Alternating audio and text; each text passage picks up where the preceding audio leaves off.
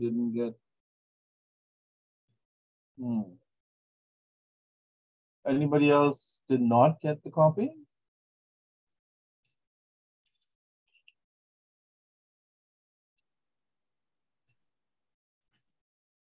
Okay, let me just make a note of that. Eureka, E-R-U-A.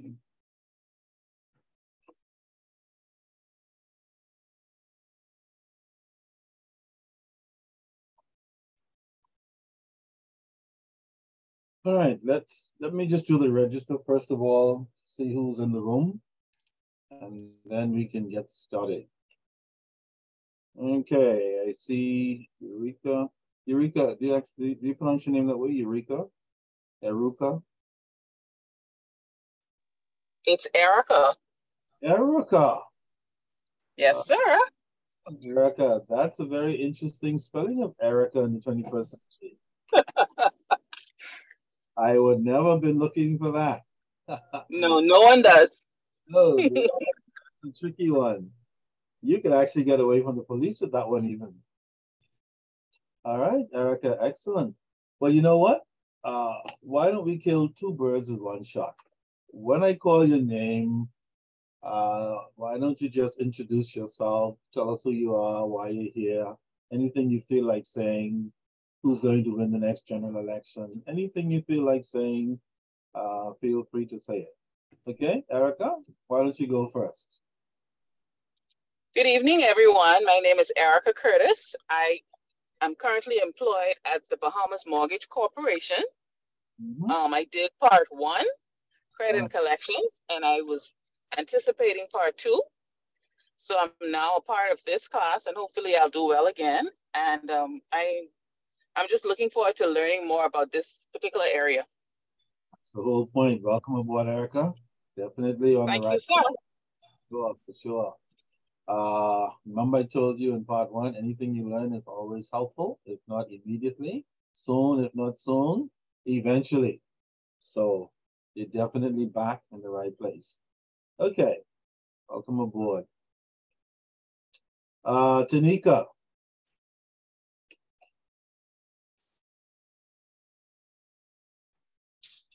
Good evening, everyone. My name is Tanika Jackson. I work at the Bahamas Mortgage Corporation. I also did credit and collections 1 already, so now I'm doing credit and collections 2. Excellent, excellent. Welcome aboard, Tanika. You survived part 1. Great job, as did Erica. And it's good to have you guys back. See what's going on in part 2. Thank you. You'll find that part 2 is much the same and in many cases quite different. It's a kind of paradoxical part 2 because you'll be seeing some things that are a little different from what you saw in part 1, and that's the whole idea. Okay, so buckle up and let's see what happens. All right, Chantel. Chantel. Good evening, everyone. My name is Chantel Malcolm. I'm currently employed at the Bahamas Mortgage Corporation. I did credit and collections 1. Looking forward to doing credit and collections 2. Excellent. Welcome aboard, Chantel. Thank you. Okay. Nigel. I don't see Nigel yet. Guess he'll join us soon. Juliet. Good evening. My name is Juliet Musgrove. I work at the Grand Bahama Cooperative Credit Union. I did credit and collections 1, and now I'm doing credit and collections 2. Excellent, excellent. How are things in Grand Bahama these days? Still slow. Yeah, it's okay. It'll pick up as time passes. Hopefully, some of those tourists that are flying into New Providence will find their way. What is the tourism sector like, Juliet? It's not as good as Nassau. You know, everybody likes to come to the capital. Yes. But hopefully the proceeds and the rewards of the money spent will end up where it needs to go in all of the islands. That's really the key. And hopefully eventually we can get some more people flying into. Juliet, let me ask you a question. I know this isn't a credit and collections question, but my students will tell you that some of the things we talk about in credit collections are not necessarily directly related to credit and collections, but in a strange kind of way, everything is connected to credit and collection somehow. So don't worry about it. Okay. What do you think, Juliet, is the solution to the Grand Bahama situation as a Grand Bahamian? Well, we need more tourists to come to the island, and we need more hotels for them and more activities for them to do when they come on the island, because that's the most, that's what they talk about. There's nothing to do when they come here, and there's lack of hotels. Indeed, indeed. What kind of activity do you think, Juliet, might be a fast starter for visitors coming to Grand Bahama? Like, what kind of things do we need to put in place so that people can have something to do? Well, they love to go to the casino, so that would be the top priority, to get a casino in there for them to go and do some gambling and stuff. There's no And Grand Bahama? no, I don't think I mean, if we have a casino, but I don't think it's not how, when we had the Princess Casino, they love that casino much more. The one we have at Arlecaya, it's not, yeah, it's not that great. Yeah. So we need to upgrade the casino. Yes. Okay. Yeah. What about tours and activities other than gambling? We have tours and activities, but we can have a lot more better tours and activities for the tourists to do. More sightseeing and, a lot of different places that they can explore. Which means that all the stakeholders need to come together somewhere in a big old room and start arguing about what needs to be done. Yes. And then somebody has to say how much money will need to be paid out to people to get it done. And then correct. Yeah, then the money needs to be paid. Yeah. So, yeah.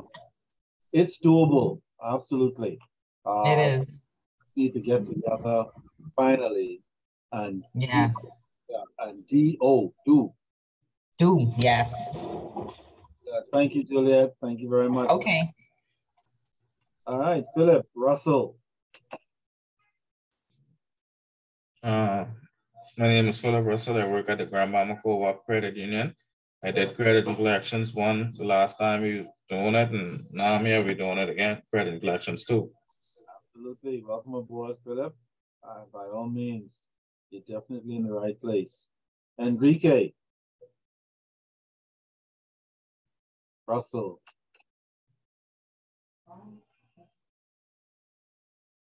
Enrique.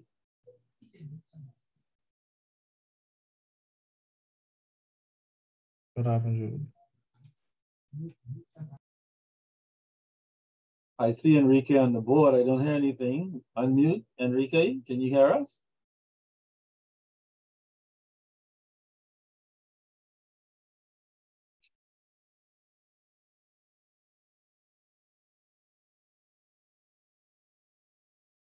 I think Enrique is having, he can hear us, but we can't hear him. Okay. Enrique is trying to force me into this bloody chat room. Okay, while we wait for Enrique to get some sound so that we can hear him, let's go back to Nigel. Nigel, we were calling for you earlier. Are you there?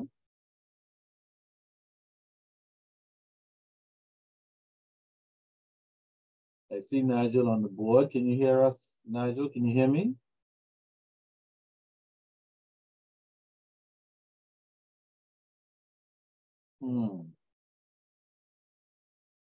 So Enrique can hear us, but we cannot hear him. Nigel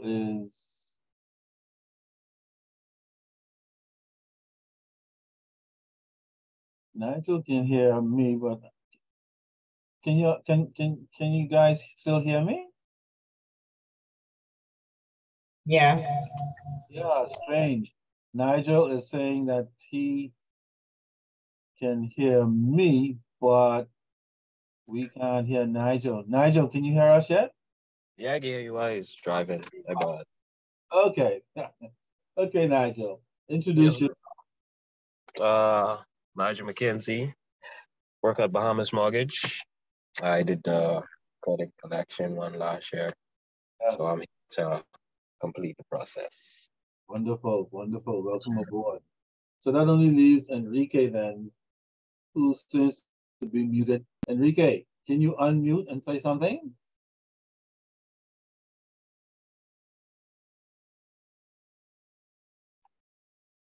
Enrique is hanging out in the chat room.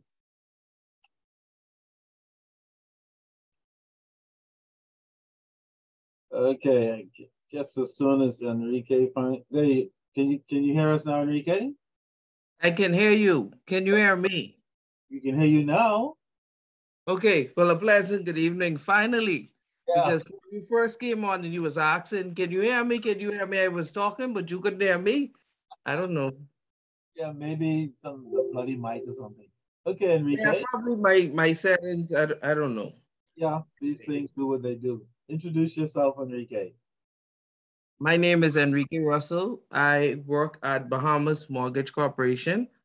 Like the other persons, I've done credit and collections 1, and now I'm here to do credit and collections 2.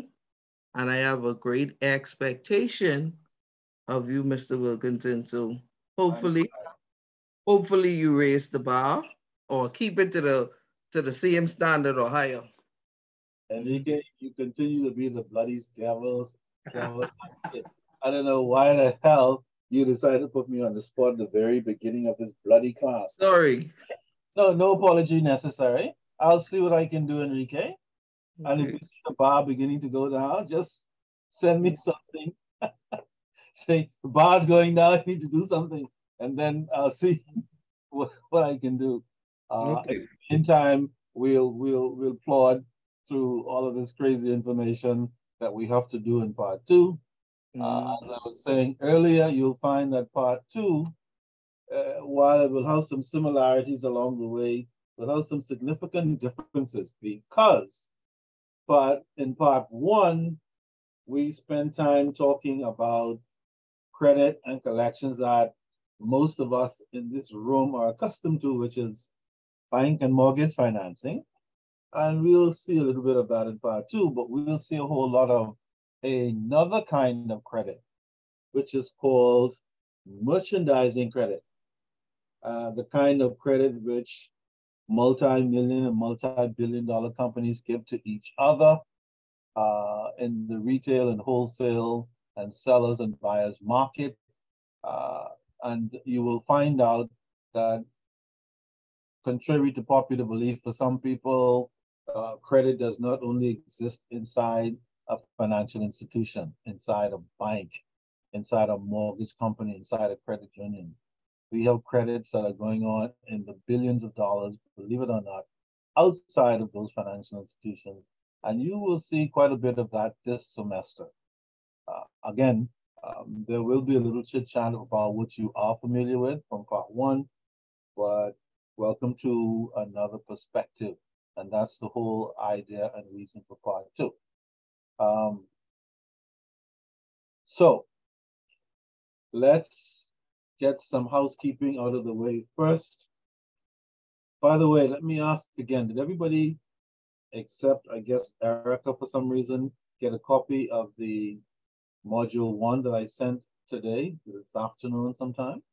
What time did you send that? Because my work email attached to this, and I didn't see nothing in my work email before I left.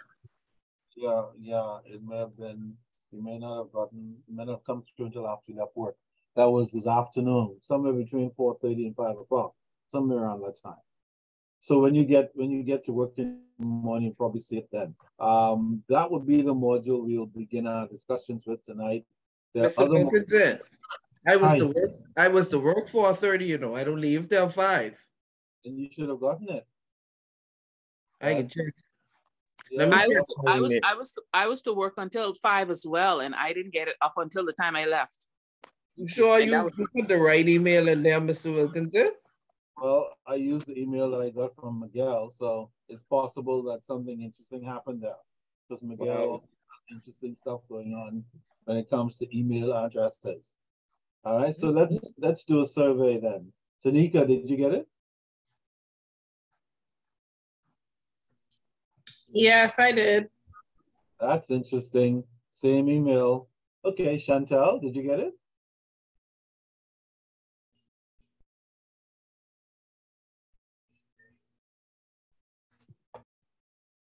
Chantel, are you there?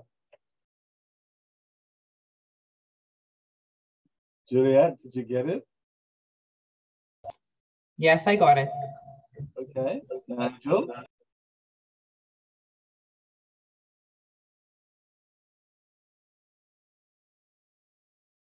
Nigel, did you get it?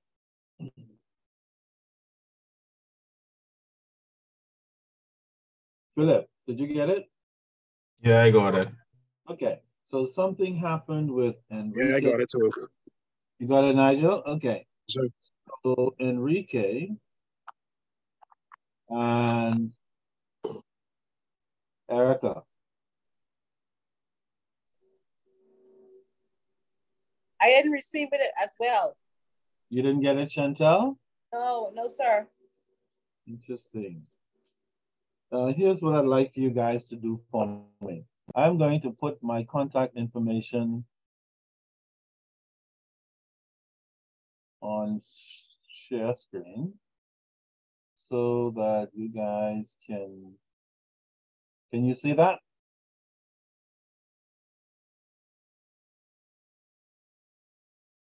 Can you guys see my contact? Yes. Okay, please write that down. My email address, my cell phone. In case you need to reach me for any reason. And Enrique, Erica, and Chantel, please send me a test email at that email address so that I can have your correct email in case something went wrong with Miguel's schedule. And then I'll send it to you guys after class.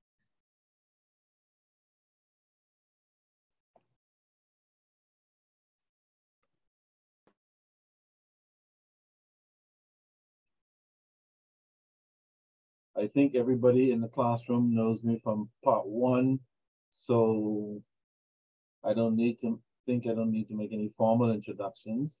Nothing much has changed in my agenda. I'm the same guy that you met, when was that, 1 year ago already? Or longer? When did we do part 1? Feel like 2 years ago. 2 years ago already. Wow, what time flies. No, it isn't 2 years ago, but it's just how long it took for part 2. So you have to excuse me if I don't remember all them things from part 1.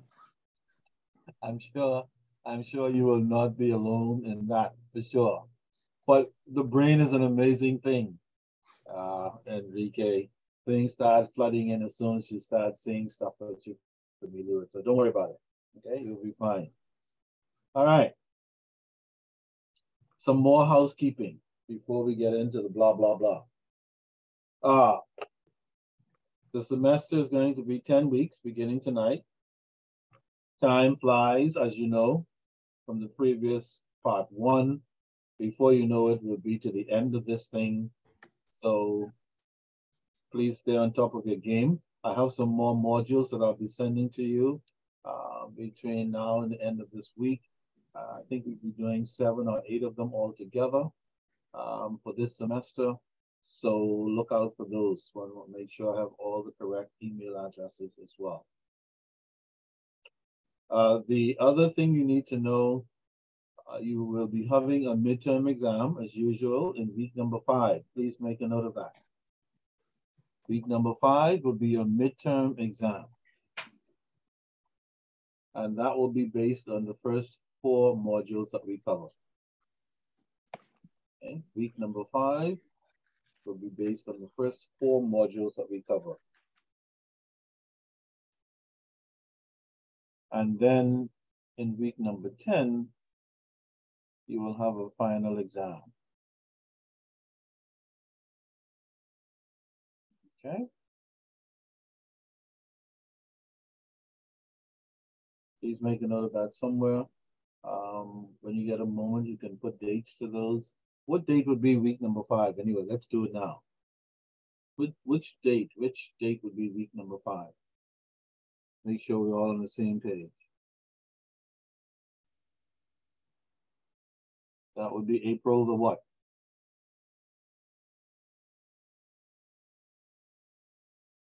April the 5th? Question or statement? April 5th. Okay. Any objections? Okay, April the 5th. And then week number 10, when will that be?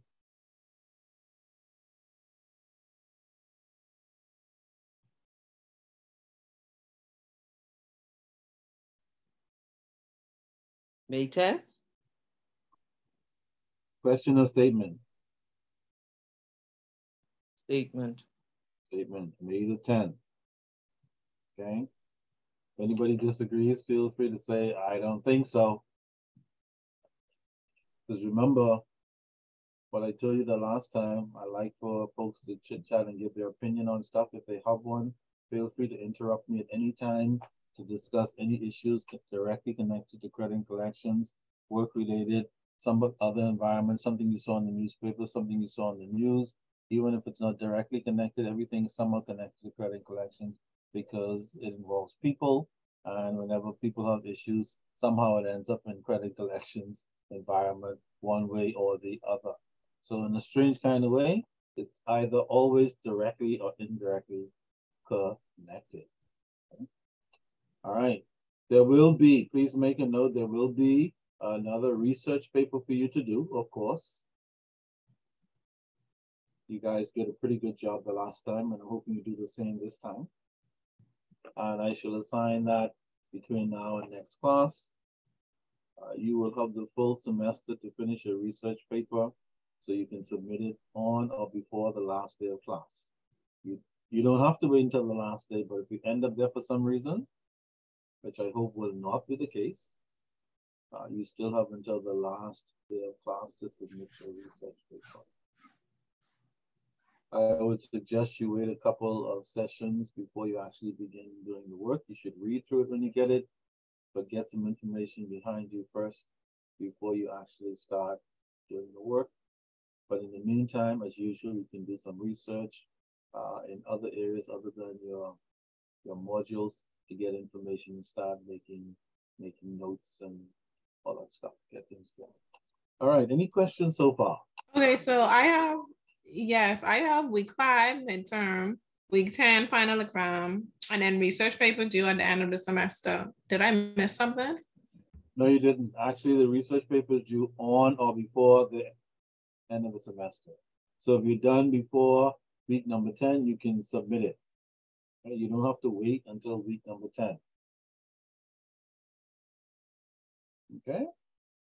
Any other questions? Thank you, Tanika, for making sure you're very clear. Again, week number 5 is April the 5th. Week number 10 is May the 10th. Please make a note of that. All right. Excuse me, Mr. Wilkinson. So we don't have an Easter break? Is there an Easter break somewhere? Yes. The April the 5th, that's the beginning of, Easter is that weekend. And our class is what, that Wednesday? Yeah. Oh. Just thought I'd ask. Yeah, okay. Can't hit the check. No, actually, at least you would have your midterm behind you before your Easter break. You wouldn't be studying over your Easter break. Does that help? Point taken.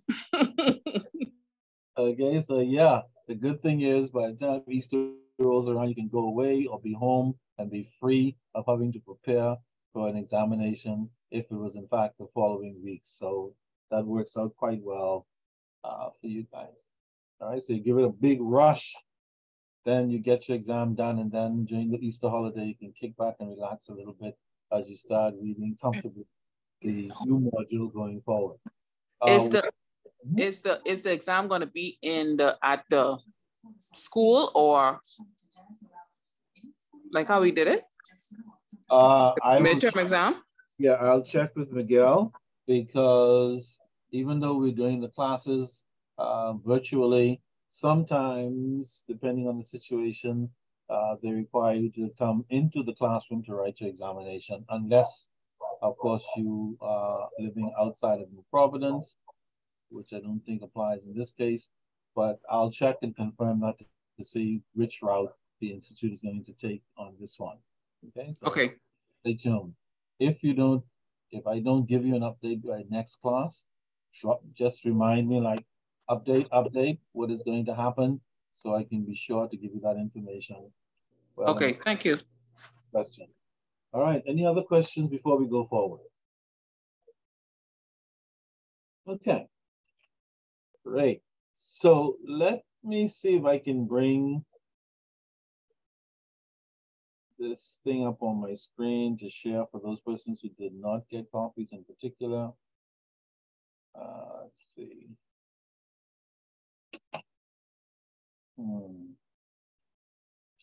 Can you guys see that?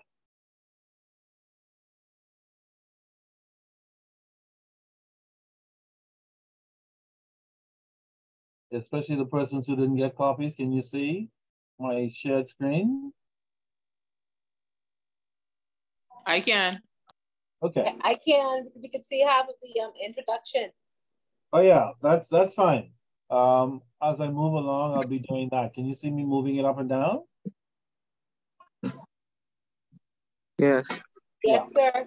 Okay. Those of you who have your copies, you can either look at those directly, or if for some reason you want to join those persons who didn't have a copy and just kind of go along with the screen, feel free to do either one. Okay. If somebody has some stuff going on in the background somewhere. Okay. Fantastic. Remember, please feel free to speak whenever you wish. By the way, grading schedule for this semester, midterm will be 40%, final will be 40%, attending class and being involved will be 10%, and your research paper another 10%. Okay? So that would be a breakdown for the semester. All right, so make sure, as you did before, give this crazy thing your best shot. You will find that some of the information in this one might be a little challenging in some instances, because the language is a bit different in terms of the nature of the credits and the language of the that is used in merchandising credit, but that's okay. That's why we're here, to learn the big picture. Who knows, one of you guys might decide to come out of the financial institution and go into some big merchandising company in the Bahamas, like Thompson Trading, and then suddenly you're in the middle of a different kind of credit collection program, quite different from the financial institution that you've worked with. Besides, you may have clients you may have to advise with regards to some of this information you will learn in part 2, and all kinds of other applications outside of your normal day-to-day work. And this is why we have a part 2, so you can get the full scope of all the different types of credits that are out there, separate and apart from the ones that you're familiar with in your mortgage company, in your typical retail bank. And if you work for a credit union, your credit union. For those persons who work with the credit union, please stay on the lookout. I think this is going to be running something for credit unions, maybe between now and the end of this month, with regards to cryptocurrencies. Anybody ever heard that word? Cryptocurrencies. Yes, yes. Yeah, great. And so you probably have heard a little bit about the good, the bad, and the ugly with regards to cryptocurrencies, FTX in the Bahamas, the collapse and all the other problems connected there too. And then suddenly all financial institutions are being alerted and dragged into this thing, and credit unions are no different. Sooner or later, it's going to be at your front door. And so I think this is looking at least at a kind of introductory discussion, maybe for about 2 or 3 hour session for credit unions in particular. And if you're not a credit union, fine. If you're a financial institution, you're still welcome, even though it's designed primarily for credit unions. So please be on the lookout for that. The more you know about what's going on in your environment, particularly the better for you. Okay. Excuse me, Mr. Wilkinson. What's the Yes. duration of this class on Wednesdays? From 6:30 to 9. 6:30 to 9. Yes. Intense. Yeah. And also, you said 40% is the midterm, 40% is the final exam, 10% is attendance, and what the other 10% is? Your research paper. Okay. All right. Of course, you have my contacts. If you think of anything, you have any questions along the way, remember, you do not have to wait until the next class to raise them. Drop me a note and I'll be happy to respond. Okay, by all means. All right, so let's get cracking and see what's going on with part 2. For those of you who have skimmed through the paper already, you'll see. By the way, before I get to that, let me just ask a fundamental question. Does anybody in this class remember what credit is by definition? Yeah, going back to basics. What is credit?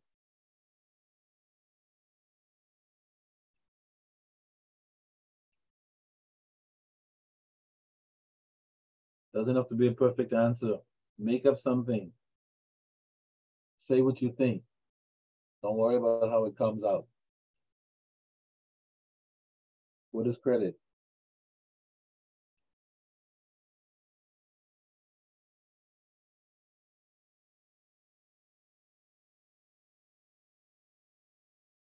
Waiting for somebody to be bold. Credit is when it's a lending instrument. Credit is lending instrument used by the banking institutions. Okay, it's a lending instrument that is used by banking institutions. Okay, that's a good start. Credit is when you get something now and pay for it later. Yeah, by extension, credit is when you get something from a lending institution now, something being money, typically, a check, and then you sign a funny piece of paper called a what? Anybody remembers from last time? What is that piece of paper you sign when you go in to borrow money? It has a name. It starts with P.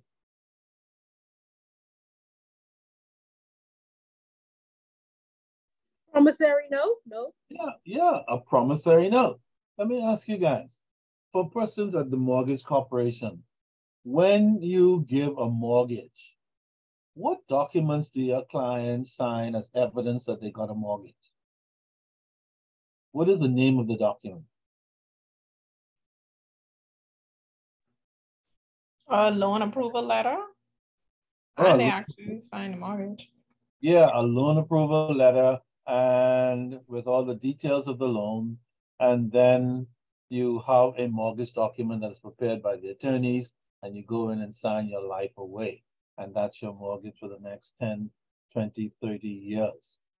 Okay, so that's what a promissory note looks like in a mortgage corporation. What does a promissory look like in a credit union? Credit union people? Is it a document called a promissory note?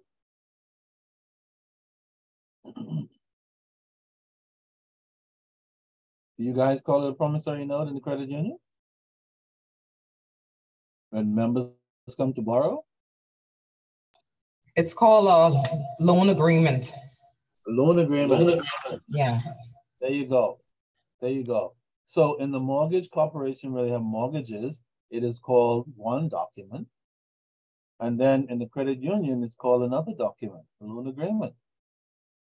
In a retail bank, it's called a promissory note. But they are all promissory notes because when you sign them, what you're saying to that lending institution is that I am promising to pay back according to the terms and conditions of this document that I am signing. Okay? So whatever name we call it, the commitment is the same. It's a promise to pay.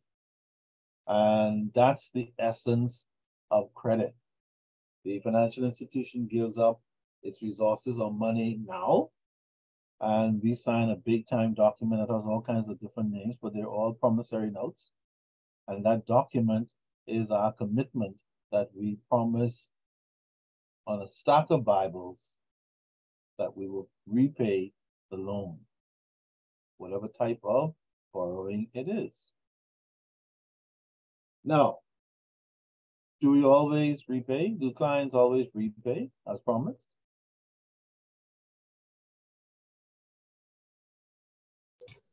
No, they don't. No, they don't. Hence why we in credit and collection now. So Yeah, we can get the money back. yeah, that's the other part of it.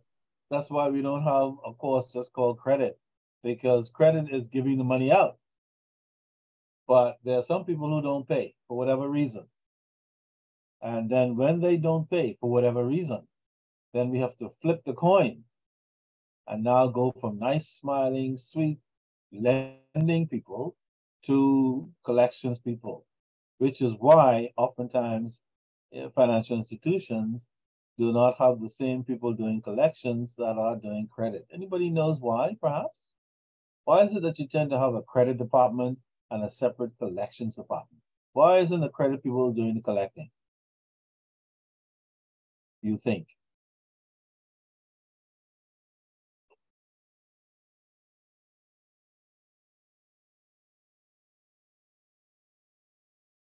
Why isn't the credit people doing the collecting?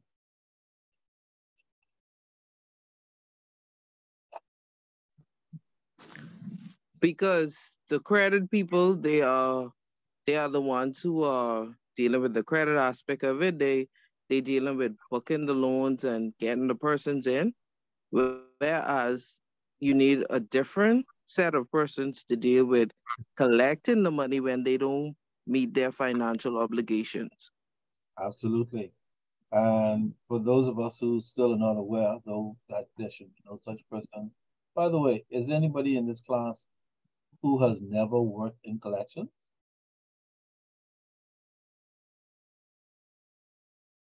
Everybody has worked in collections at some point? I don't work in collections, but I know about collections. Indeed. From BMC. Yeah. From BNP? From BMC, the Bahamas Mortgage Corporation. By all means. The Bahamas Mortgage Corporation is too long to say, so we say BMC. That's fine. BMC is fine. You guys actually have delinquency at BMC? Unfortunately, we do. Yeah. No matter how well intentioned, no matter how well collateralized. Remember part one? What did we say collateral was in part one? What is collateral?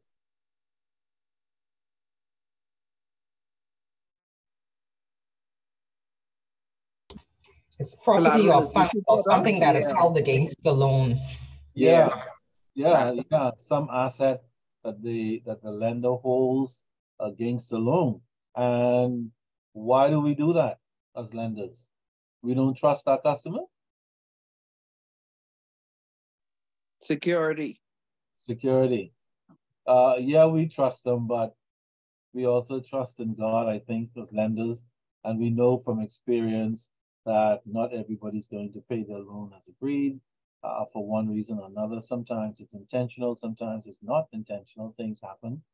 And so lenders have made it a practice as often as possible, not every single time, but sometimes we give unsecured loans.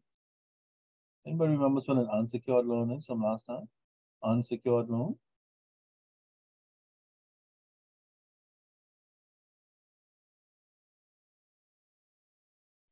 credit card? Yeah, what makes it an unsecured loan?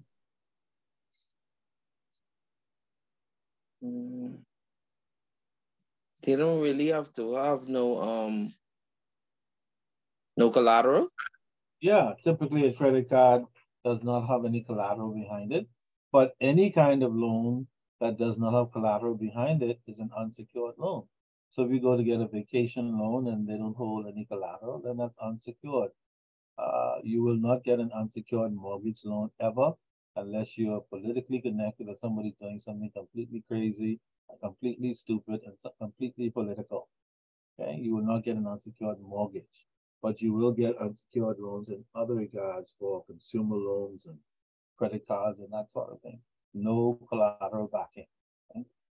Very important stuff to keep in mind because these are the fundamental tenets of lending, no matter where you are.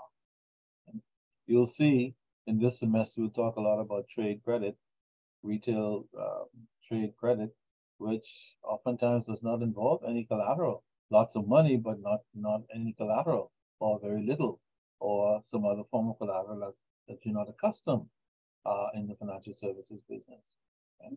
And for the purposes of our class, when I talk about financial services, I'm talking about banks and insurance companies and credit unions, okay? Primarily, okay?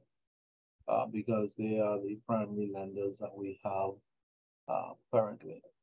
As we discussed the last time, credit unions are now part of the whole banking program. Once upon a time, nobody bothered credit unions. They were quietly doing what credit unions do. And then after all the hullabaloo with OECD, FATF, money laundering, and all the other problems connected thereto, folks have discovered that we have these credit unions with millions of dollars sitting in them and investments for their members, and they're doing banking business, so to speak. So we need to pull them in so that they can now be regulated as well. So now credit unions are facing an animal they were not ever familiar with, and that is called regulation. So now the same kinds of compliance, KYC, and other due diligence requirements that are made for other financial institutions, credit unions are now required to do the same. Okay? And so that's the credit unions in particular. That is a whole new world. All right. What else is of interest before we get into this module? Types of credit. Can anybody riddle off a few types of credits that we may have discussed that you may be aware of? Types of credits.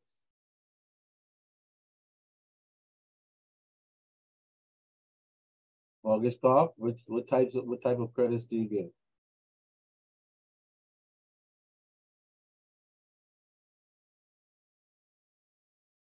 What's your primary credit that you give?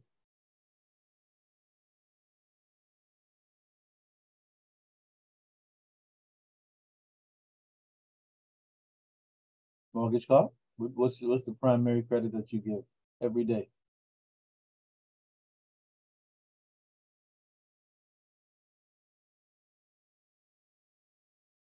Make a guess. Credit for house. Yeah, credit for house. But we have a fancy name for credit for house. It's called a mortgage. Yeah, that's a fancy name for credit for house by all means, but they mean the same. So mortgage corporations give mortgages. That's a type of credit. What types of credit do you think credit union people, what type of credit do you give? We know what the BMC does. They do mortgages. What type of credits do you do? Promotional. We offer all different types of credit. For what purposes? Vacation. Vacation. Cars. Homes Homes. as well. Medical. You do mortgage. Medical. Internal expense. Internal expenses as well. You name it, we do it. Oh, darn it. You want to get your girlfriend out, we help you with that too. Yeah, what do you have to be a member? Well, of course. Yes. And this is what cooperative credits are all about. If you're a member, you get all the benefits of being a member. If you're not, dog eat your lunch. Go to the regular people, Royal, Scotia, Fidelity, the other animals who don't always treat you as well as what the credit union calls family. All right. So yes, all kinds of different credits come out of the credit union by all means. All right. So we have mortgage loans, credits. We have consumer loans, which are all those different kinds of loans, but from credit unions. Do you think there are any other types of loans in the world other than them? Or they appear to be it?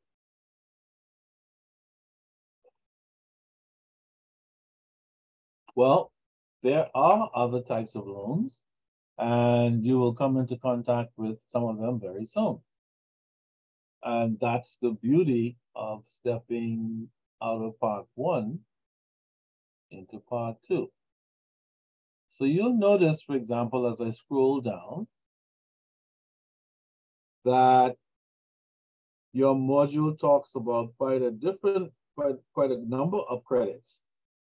Okay, if you have a look here, you see we talked about that, the consumer credit, which are personal loans for any personal reason. And then we have the public credit. Anybody, what do you think the public credit is, anyone? What do you think a public credit is? Let me see if your thinking caps are on. Because most of us are accustomed to that mortgage loan or that consumer loan. But now, CC2 is going to take you into a couple of different dimensions, which is the whole idea. What is a public credit? Make a guess.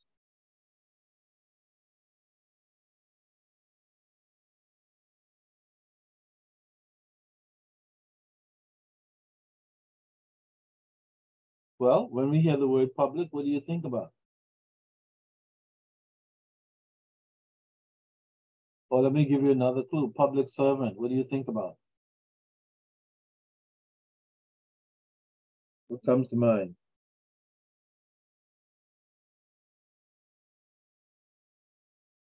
Anyone? Public servant? Public? Well, when we talk about public, generally we're talking about the government, okay? The government.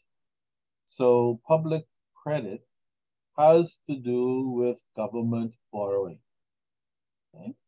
So if you're moving around in your office or at a party having some wine or something and somebody opens a discussion on public credit, chances are they're talking about government borrowing, government over borrowing, government not borrowing enough, but it's all about credit that is obtained by any government, not just the government of Bahamas, any government in the entire world. Okay? So while your jobs might keep you in the world of mortgages and consumer loans, don't think for 1 minute that life ends in those two areas. The government of the Bahamas, well, some of us should know. Does anybody in this class know anything about the loan situation in the Bahamas, our public debt? Anybody knows anything about our public debt? They borrowing too much. Yeah, a lot of people believe they're borrowing too much. Okay, public credit, too much. So we're borrowing over and over. I think our public debt has now reached that magical, unforgivable number. Anybody knows what that is?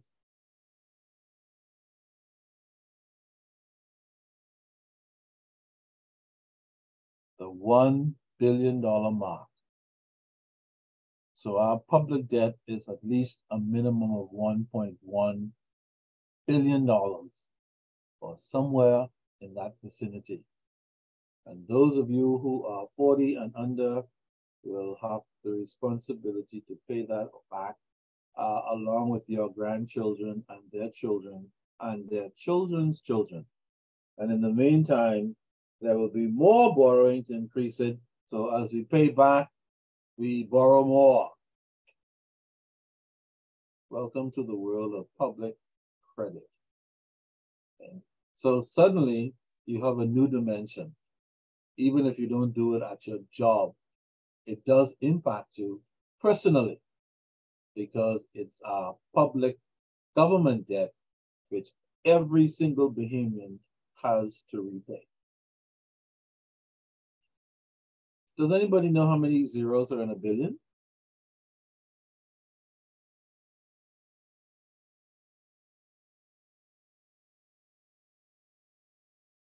Anybody knows? How many zeros are in 1 billion?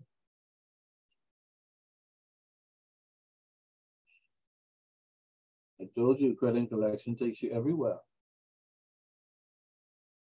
Just as you were cruising along with a little mortgage or consumer loans, suddenly now you're in a major billion-dollar public debt, public credit.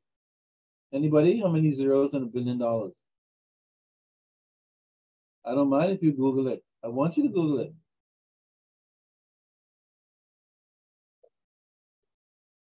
In fact, for our class, you should always be close to Google in case you need to check something.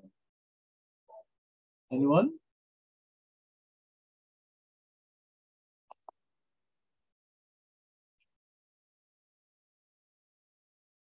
Tanika, how many zeros in $1 billion?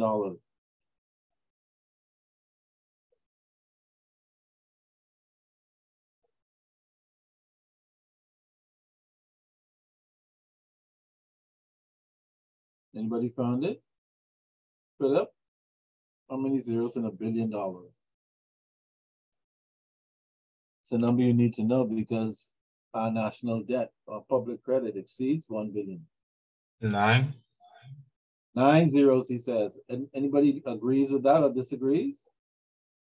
He said 9 zeros.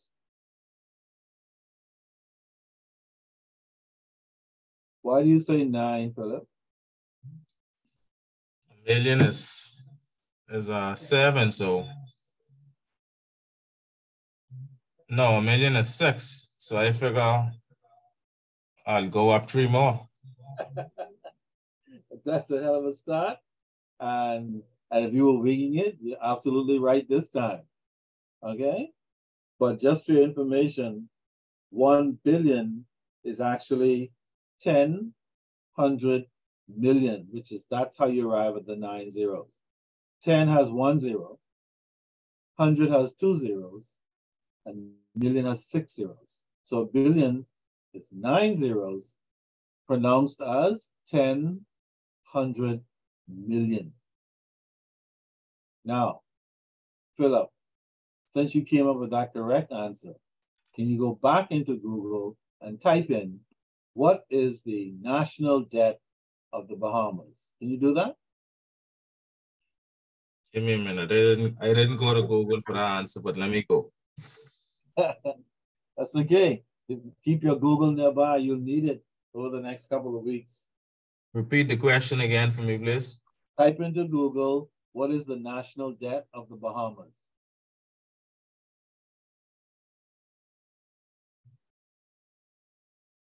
Remember, my objective is not just to get you through your examination and the course. My objective is to give you as wide a perspective as possible as well, so that when you go out there to do your jobs, you can do your jobs beyond your normal stuff as well, if and when necessary. That's the whole point.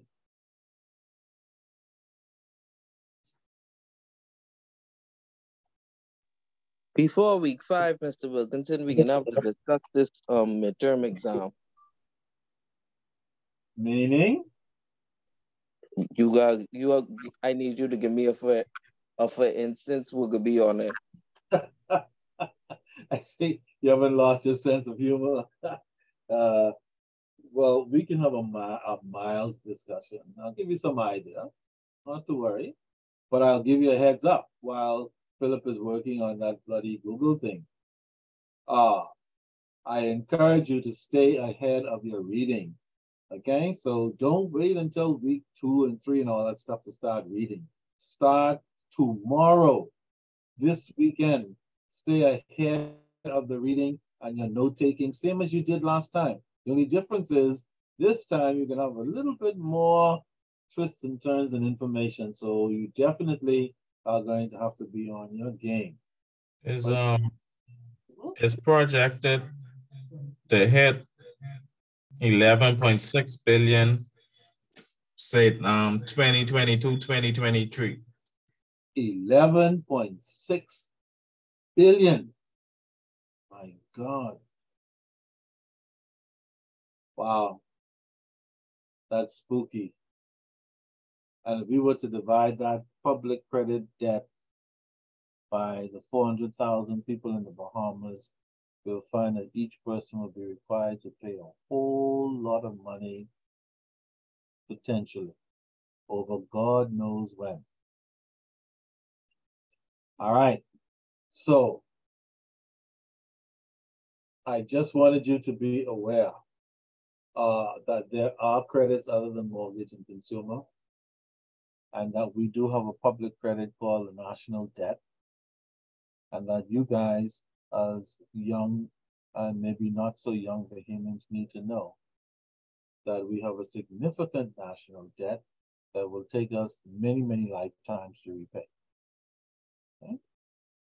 How it got to that point, well, that's another discussion. What's the other credit that's showing up on this document that I gave you guys? Right on the screen. We saw consumer, we discussed public. What's the other one? Investment. Yeah, investment credit. And what kind of credit is that? Well, we are told that this is the kind of credit that's given to businesses. Now, in the old days, we didn't call this investment credit. We call this commercial credit or business credit. But they all mean the same thing. Investment, business, or commercial credits are loans that are given to businesses. So I was going to say Kelly's, but I don't think Kelly's has to borrow too much money. They make too much as it is. But those companies who need to borrow money, for whatever reason, buy more inventory to get new inventory for Christmas, to whatever the reason is, they're running short on cash and they need an overdraft for $50,000 to meet their cash demands until they can make some more sales. Whatever the reason is, businesses tend to go into banks in particular to borrow money to meet these typically short to medium term requirements. Okay? And whenever this happens, we call it an investment credit or a commercial credit or a business credit. What's the fourth type of credit?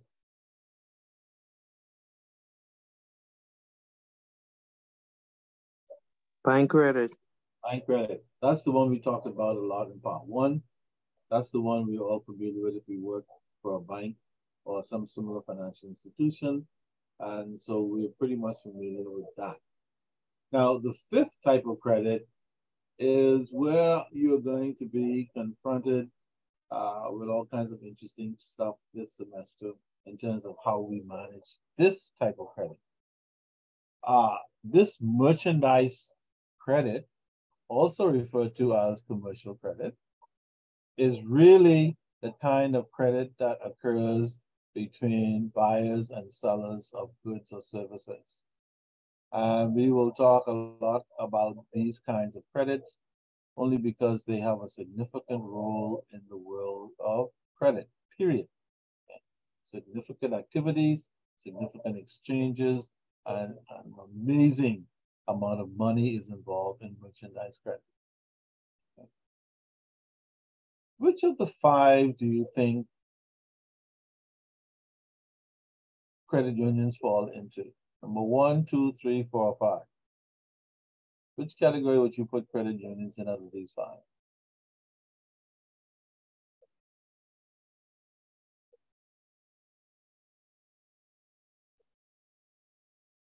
Anyone?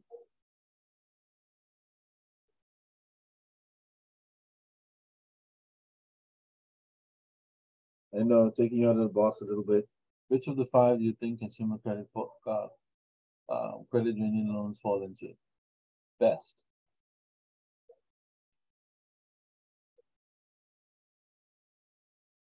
Anyone? Make a guess.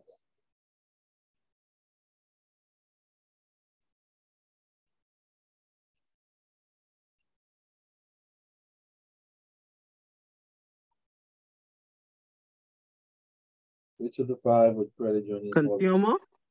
Consumer, yes. Thank you very much. Who said that? Enrique. Enrique, yeah. Interesting, a BMC person said that. But yeah, consumer credit would be the ideal category for credit union type loans, by all means. And so now, not only are you finding out these different types of credits, but the idea is to be able to make an assessment and to classify and categorize what's going on as appropriate. I think somebody said earlier, I'll be looking for some hints when we get approaching week 5. I'll start by giving you a hint right now. You see these types of credits that are on page 2 that we just talked about? You never know. They just seem ripe for an examination. Not because they seem ripe for an examination, but because their content is so important to the life of the credit person, which is you guys. Okay? So that might be a hint. Right? Being able to know what these types of credits are and describing them. So if I were a student, even though my lecturer didn't confirm it for sure, I would certainly put an asterisk there to make sure I know that one, just in case. Right? We're going to see in our discussions later on this evening, there's a little discussion about buying credit versus merchandise credit. And the reason why that discussion is there, because a lot of people, for some reason, think all credits are the same. There are no differences. Credit is credit. Credit is, in concept, is the same for any person giving credit, but certainly the environment in which it operates is quite different. Okay? Particularly when we're talking about buying credits versus merchandising or commercial or business credits. All right, so stay tuned. We'll be coming back to that. What else we'll be looking at in this module? We'll talk a little bit about how the credit function grew, how the client came into being. A lot of times we have a tendency to just talk about what it is, and we don't spend a little time talking about where it came from. And that's always important in terms of the basis for these things, and also to help us think about different ways to do this work. Okay, so we're going to talk a little bit about the background, history of credit, where it came from, how it built up, and why we're here today. And then a little more discussion about the commercial credit account, how it works. We'll see, looks a little bit different from the ledger in the bank or maybe even the credit union, because, hey, we're talking about merchandising credit, not the typical buying credit that we are all accustomed to, or mortgage loan for that matter. Anybody ever heard the term trade acceptance? Trade acceptance. Okay. Philip, can you do us the honors? Google it. Type in trade acceptance. Remember, it was Philip who said that in 2023, the national debt will be approaching 11.6 billion. Wow, that's mind-boggling. That's some serious borrowing. Or as we say in the Bahamas, some serious borrowing. Should we continue along those trends, folks, while we wait for Philip? Should we continue along those trends, keep borrowing?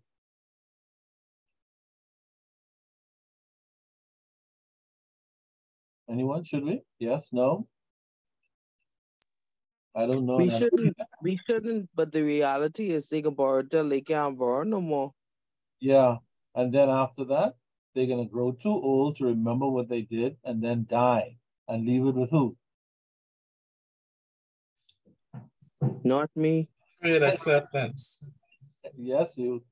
A time draft or bill exchange for amount of a specific process purchase drawn by the seller on the buyer bearing the buyer's acceptance and often nothing the place of the payment as a bank. Okay. Did anybody understand any of what Philip said about trade acceptance? He said it's a document that is drawn up between buyer and seller, where the buyer agrees to pay the seller for whatever services and goods that are provided. Seems to me that a trade acceptance and a promissory note might be similar. Agree or disagree? Agree. Absolutely. The promissory note is just a document that we use in banking facilities, the trade and other financial facilities. The trade acceptance is a kind of promissory note that we use in merchandising trade, merchandising credit, where businesses give credit to each other. They trust each other. You sign the trade acceptance saying, I agree to pay you this at a certain time and a certain amount, pretty much like the promissory note. Okay. So if you ever see the term trade acceptance again, don't panic. It's a nice fancy word for promissory note that is used in the selling of goods and services on credit. Okay. So if I ask a true-false question like this, promissory note and trading acceptance are the same, your answer should simply be? True. True. True. Absolutely. And then if I were to say, describe when we use a promissory note and a trade acceptance, then you should just be able to go into what you already know. You know what the promissory note is already. We discussed it before, and we discussed it a while ago. And Philip has already told us what a trade acceptance is. It is a similar document to a promissory note where the buyer and seller, in this case, it's not customer and client, it's buyer and seller. Same principle though. And the buyer agrees to pay whatever he agrees to pay. As usual in financial loans, buyers don't always pay as agreed. They pay late. They don't pay at all. They skip town, even at that level. They're doing the same things that other delinquent customers do. All right. The famous letters of credit. I don't know if you guys have ever heard about a letter of credit before, but it's really a popular document that is used in trade or merchandising finance, where the seller of goods does not want to take a chance that the buyer will not pay. So the seller requires the buyer to set up a letter of credit with the bank so that the seller can make sure that when the goods are shipped, that they get paid. Especially if you're dealing in international markets. Because you know, without a letter of credit, if you would agree to send a check, see, check bounces. Or you agree to send cash, somebody robs and takes all the money, whatever nonsense it is, it can be a problem under those conditions. Okay? So the letter of credit is a guarantee by the bank. So once the goods are delivered, the buyer's bank, who has confirmed that the buyer has the money through the letter of credit, will then put the money on the seller's account. Simple as that. A masterpiece for international trade. And as flawless as it seems, sometimes it doesn't work well. But most times it does. The only time letters of credit don't tend to work well if there's collusion or fraud, as usual, between people running their own programs for their own self-interest. But normally, follow the rules and do it right. You typically would not have too many problems. Question, Mr. Wilkinson. Wonderful. Let it be. Does this have anything to do with like the futures market? In some instances, yes. What made you think of that anyway? That's a big time out of the box thought. What made you think of that? Just asking questions, sir. Okay, but yes, believe it or not, it could be, depending on the type of transaction, connected to the futures market. As a matter of fact, some merchandisers who are involved in providing goods, like food products and other goods, might actually want to become involved in the futures market and may need financing in order to make that happen. So yes, it could easily, by virtue of something like that and other measures, become a part of some future markets activity. Okay? Of course, you probably know that dealing in futures markets is very risky business because only one person on heaven and earth knows the future, and he doesn't play any market. Okay? But yes, you're absolutely right. The other thing that you'll see in merchandising is sometimes something we call terms of sale. We saw those in financial lending last time. We didn't call it terms of sale. We call it loan conditions. You agree to do this, this, and this for this, this, and this. And if you don't meet those requirements, here's what's going to happen. That's what we mean by coming to terms in merchandising business. Okay, so we'll see a little of that. As you can see, they have all kinds of things to say, which is good. Discounts. Do any of the financial institutions in this room give any discounts on any services you provide in your credit union or BMC or regular bank?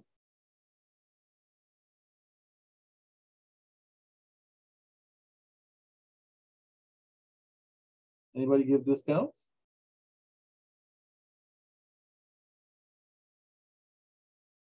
Yes, no?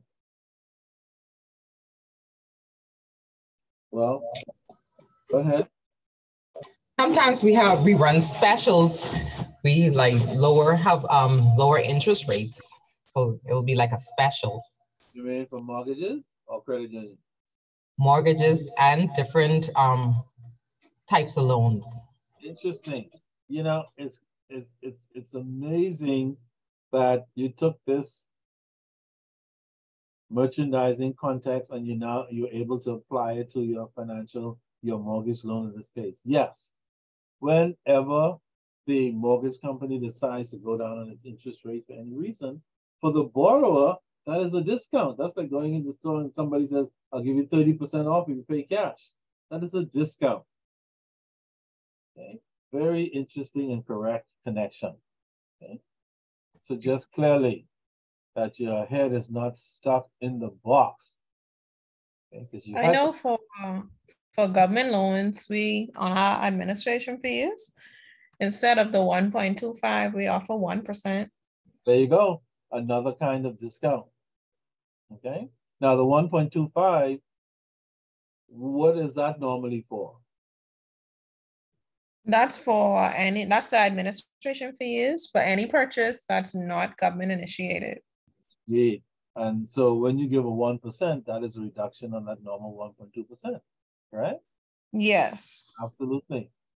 Another perfect example of a discount in a financial institution, as opposed to, in this case, a merchandising business.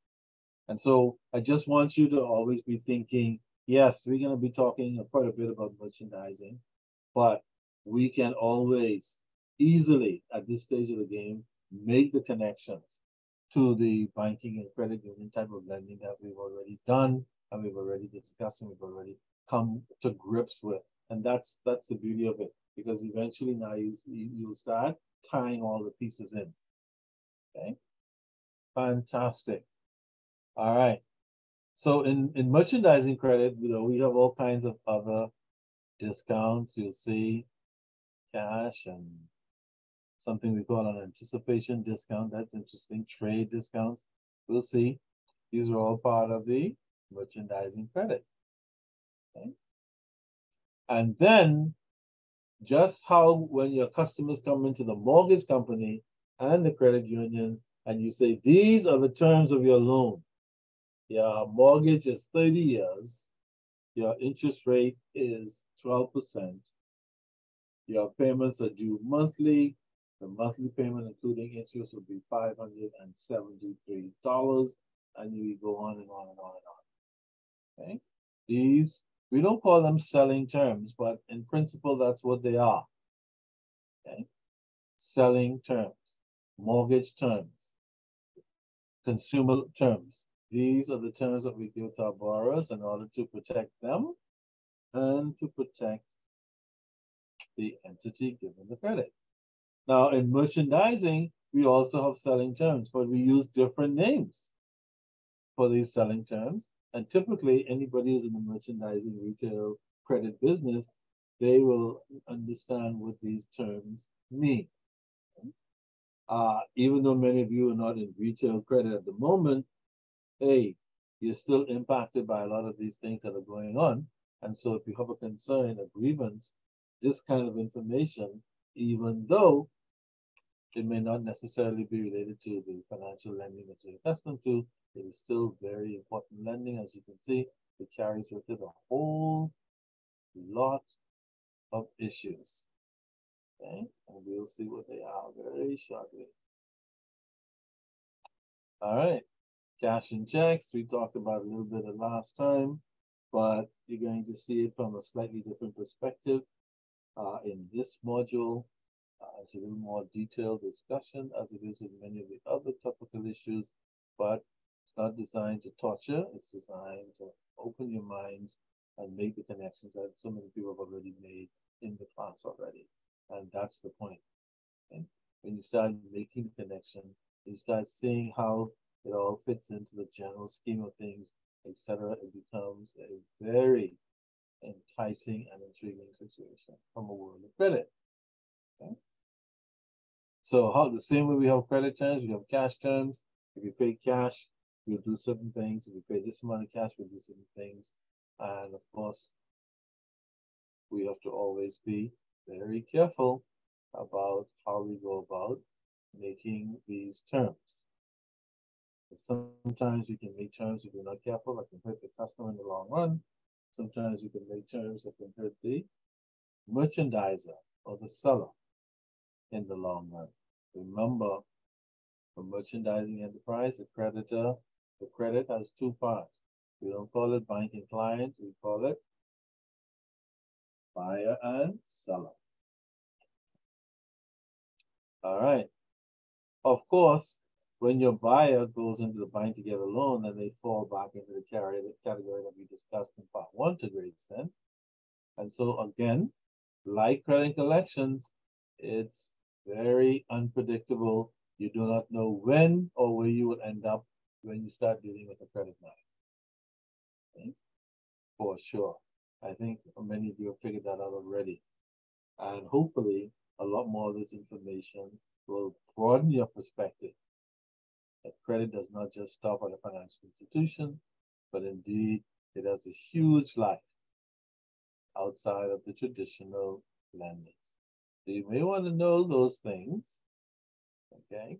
Cash terms, and all this kind of stuff, because those are ripe for important, normal, typical questions. Okay? All right.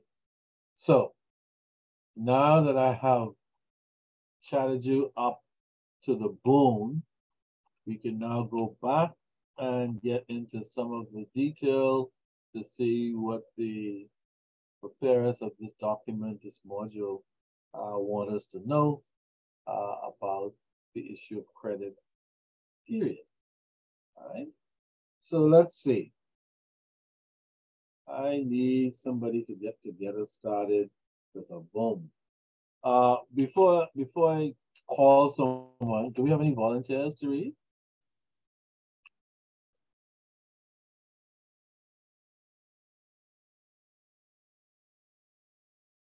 Before I call someone randomly from the list.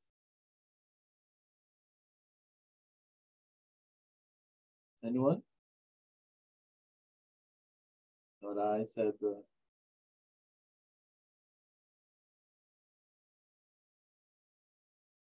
No readers in the room? Okay. So that means I'll have to do the lottery thing. Let's see. Pick someone randomly. Who could possibly be random?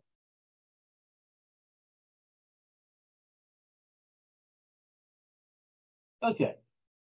Juliet, are you there? Yes, I am. Okay, excellent, excellent. Juliet. Why don't you open the gates for us with the introduction and take us into some of this mumbo jumbo? Okay, I'll read the introduction. Many words. Now, when you say you read the introduction, you mean when you get to the end of the introduction, you'll stop? Yes. I'm a bit tired tonight. Oh, you had one of those days. Yes, it's been a long day. Yeah, you know what? We all went to work today. And you didn't have the day like I had.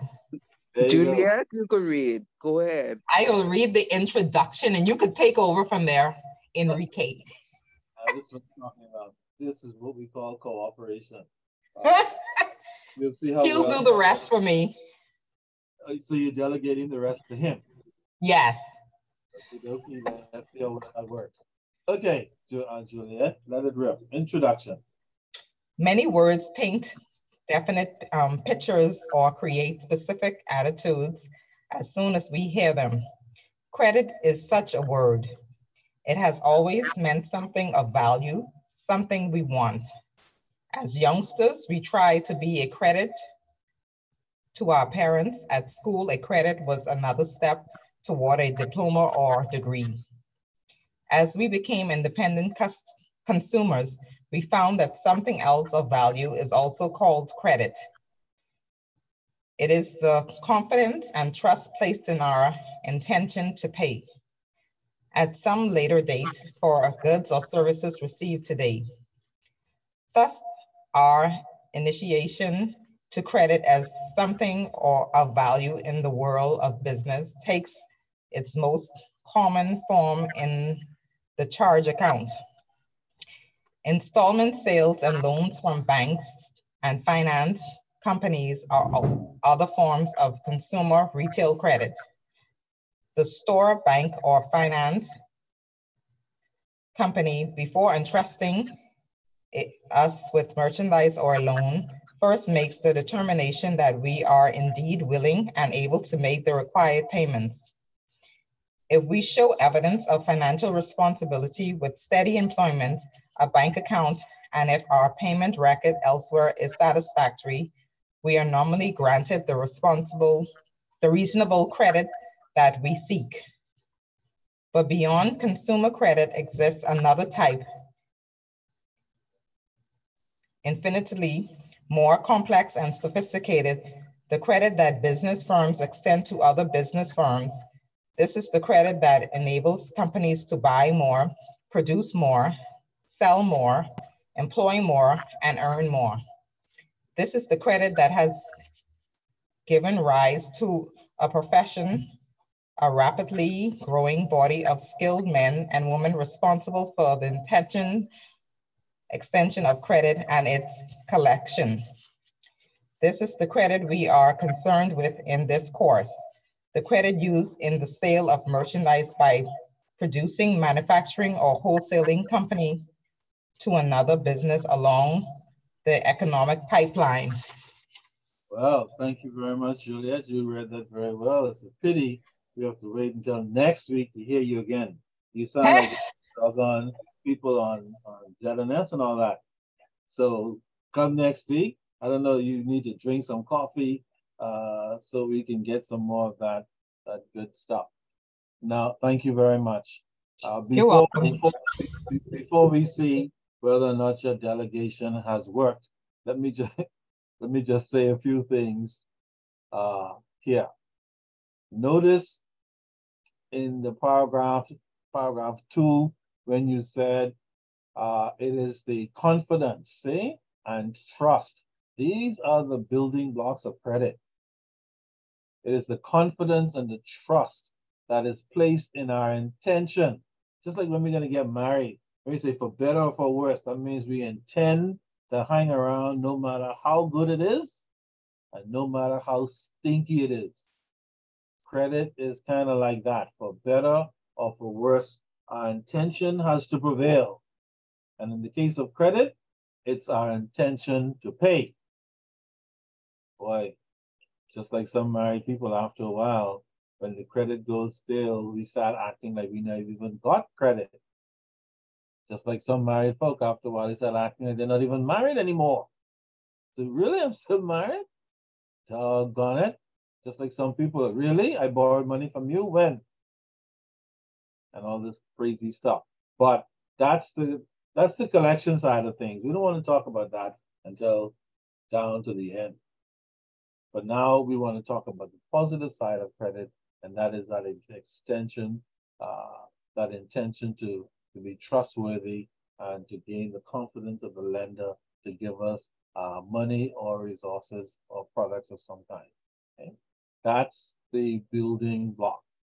Notice she also said that credit deals with the store, the bank, or finance company, and even a credit union. In the case of a store, retail store, we get merchandise. In the case of a bank, credit union, we get a loan of some kind for some mortgage or consumer loan.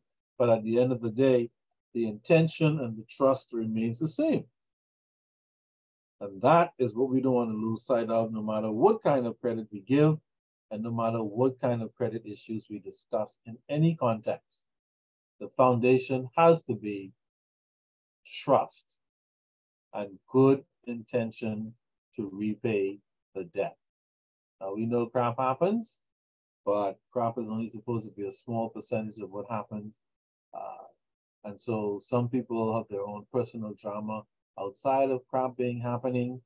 And so they try to create more issues and create more problems for the lender. But that's another story. Now we're talking about the Cinderella side of it, which is the trust and the intention to repay. Okay? That's the key. And so she has made some very strong points in the very beginning of this module. And so we have to keep those things in mind as we go forward. Notice we are told that in this particular course, yes, we'll be talking about stuff we talked about in part 1, but we'll certainly be putting a greater emphasis on merchandising and what we call commercial credit.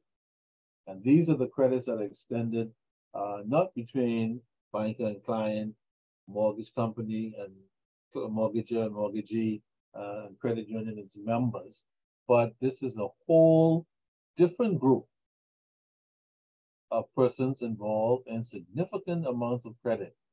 Okay, and this group, or these groups, are referred to as producing groups, companies that make stuff, manufacturing groups, companies that make stuff, and wholesaling companies, companies that buy in bulk to get it out to the retail stores so that we can go into SuperValu or whatever the case might be and purchase it in whatever quantities we want.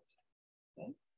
And so even if you have not thought about merchandising credit before, by the time this semester is over, you certainly, hopefully, will have a different perspective of how it works, how it is connected to the kinds of credits you already know, and as such, give you an even bigger arsenal to work with as you go forward.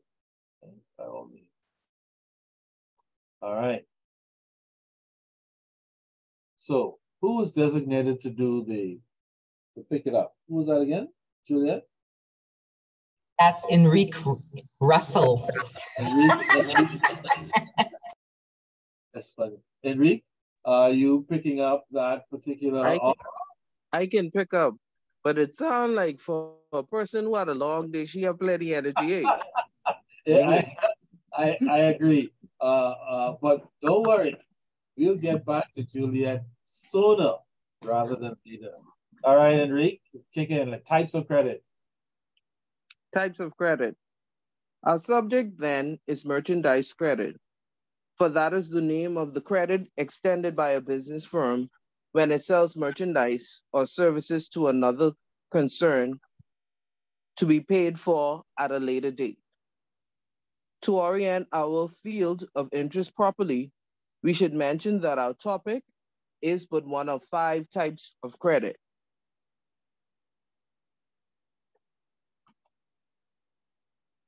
Consumer credit has already been defined as the credit granted to an individual by a store, bank, or finance company. Public credit is the credit obtained by a government, local, state, and federal, and by government agencies. The most familiar form of this credit is the US government bond sold to the public. Question before Enrique goes on. Do we have a government in the Bahamas that sell bonds?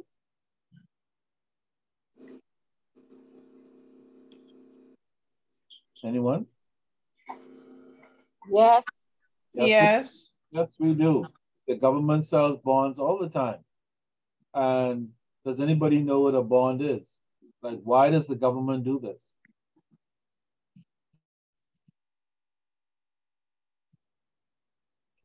I think they do it as like a way to borrow money.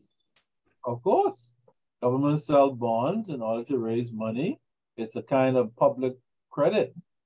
And they raise this money and they're supposed to, according to them, be putting it for the betterment of the development of the Commonwealth of the Bahamas and its citizens. Yes. The only problem is sometimes a lot of that money goes in places where it should not go, including waste and other dark places, quite to the contrary of its original intention. But the intent is, when bonds are issued by the government, it's designed for the government to raise money, but what it does, it adds to our existing debt. Okay? All right, Enrique, keep going. Investment credit refers to loans to business firms granted primarily to earn interest.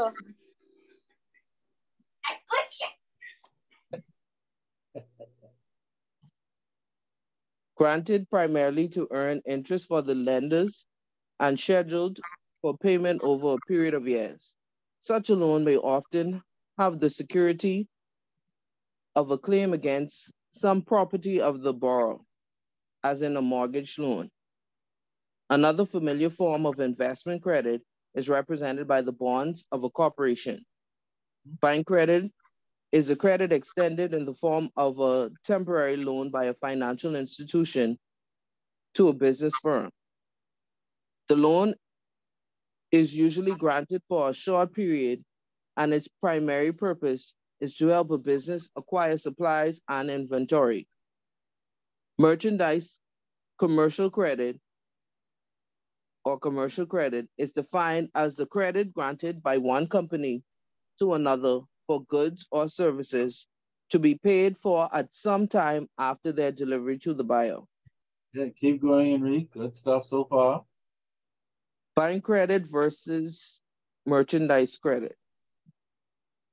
Bank and merchandise credit have much in common and serve the same basic purpose: to profitably increase the volume of business transacted by the borrower. The two types can, to a large degree, substitute for another one. The proceeds of a bank loan are often used to buy merchandise, while merchandise credit can sometimes be obtained in such ample quantity that no further financial aid is needed. Both banks and merchandise suppliers grant credit on a short-term basis. The granting of both types of credit is governed by the same basic standards, and the procedures of merchandise credit covered in this course have the same applicability in bank credit. Essentially, the same facts and the same sources of information are used.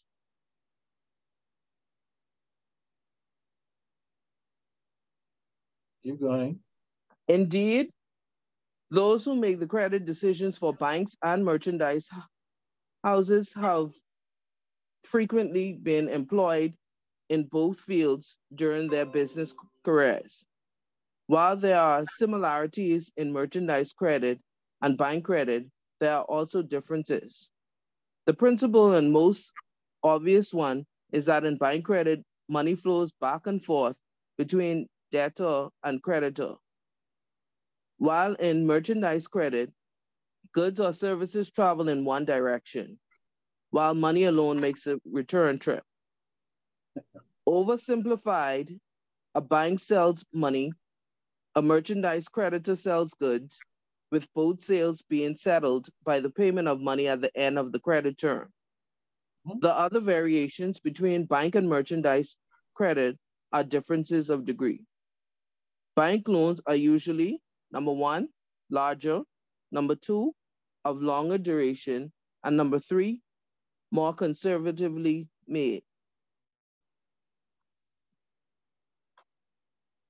Number one, debtors can make often owe their bank much larger amounts than they owe any firm, among their merchandise creditors.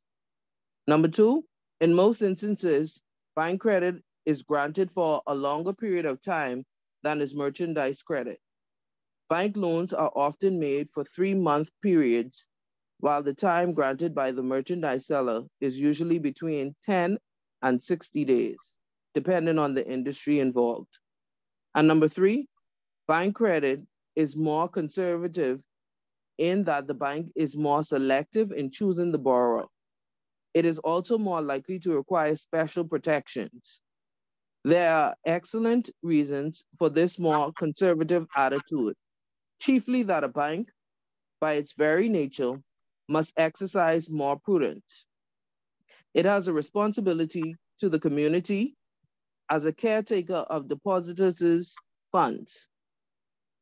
Its credit granting powers are governed by state and federal laws, and its loans are reviewed by government examiners. The only supervision of and restraints on merchandise creditors are self-imposed. Thank you very much, Henry.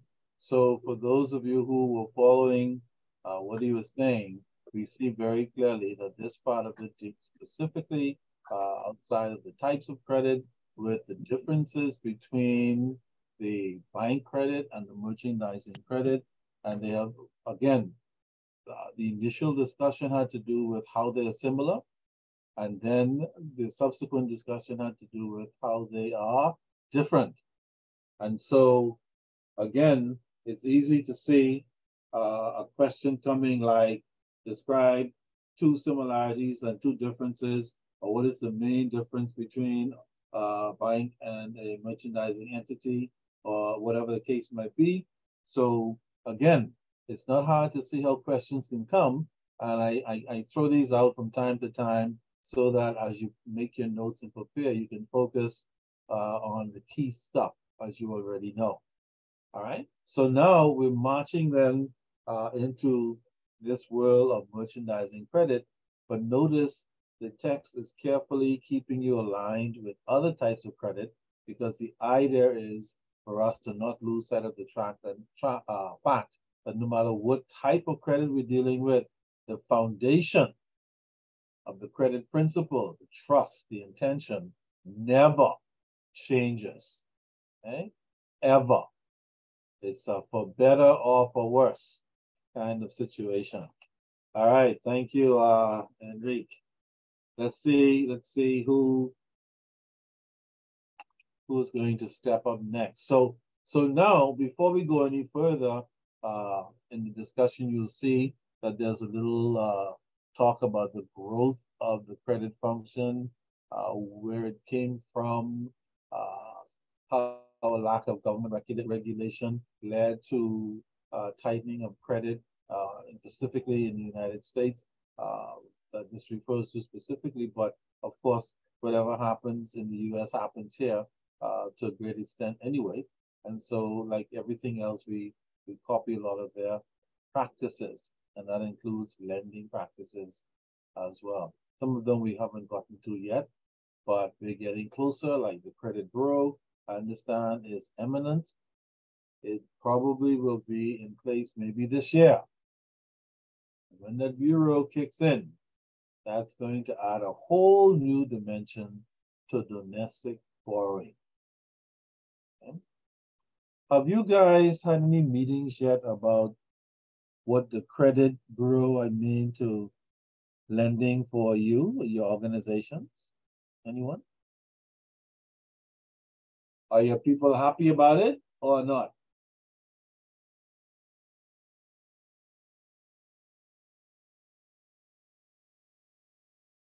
Credit union people, are your people happy about the credit bureau that's coming?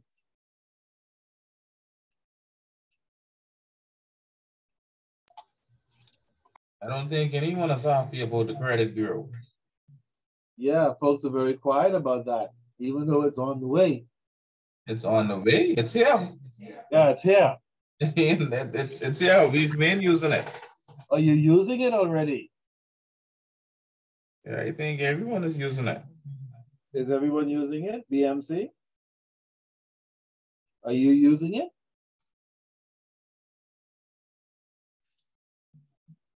I know the commercial banks are using it, and I know the credit unions are using it. What about the mortgage corporation? Are you guys using it?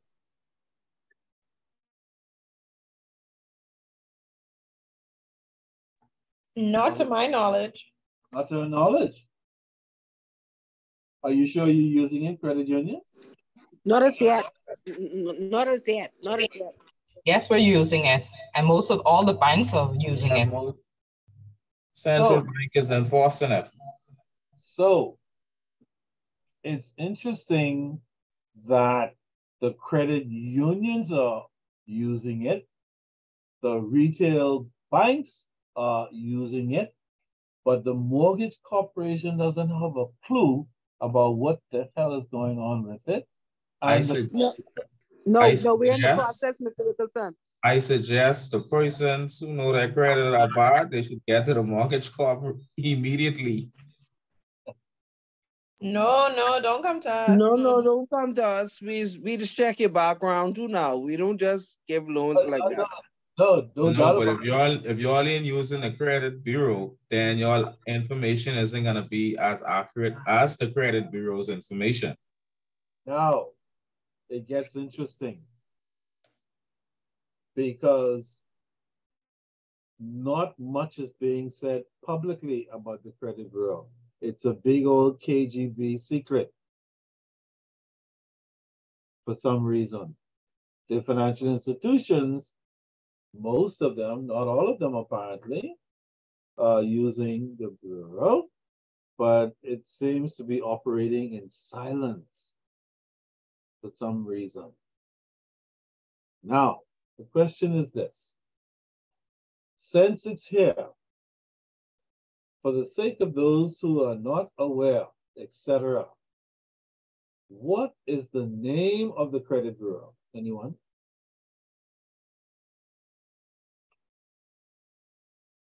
What is the name of the credit bureau? Oh, CRIF Bahamas. What is it? CRIF. How do you spell it? CRIF. CRIF. And that is an acronym for something interesting, I'm sure. I guess. Yeah. Does anybody know what CIRF means?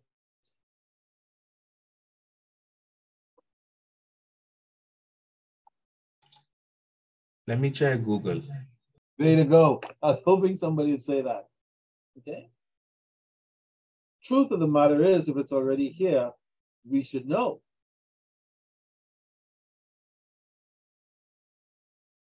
But it's kind of quiet for some reason.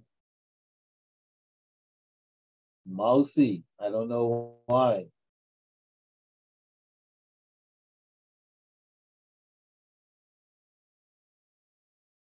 CIRF.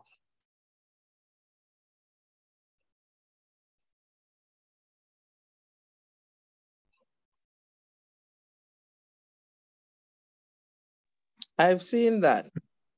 You have? Yes. Do you have any idea what CIRF means? Well, where did you see it? At work. At work. But you mean at the mortgage corporation? Yes. Okay. Hold on, that's a start. Okay, so she's seen it somewhere at work. What does it mean?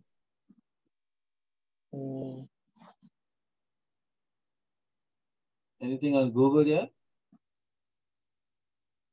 Because if it has Google confused, then you know. The Center for Research and International Finance. Okay, I don't know about you guys, but I'm making a note. The Center for Research and International Finance. International Full name form is CRIF. Finance. Yes, that's the name. So those of you who are lenders, which are all of you, should be interested in that acronym. And if you're not using it yet, you have to get cracking to find out why not. Now, CIRF Bahamas is located where?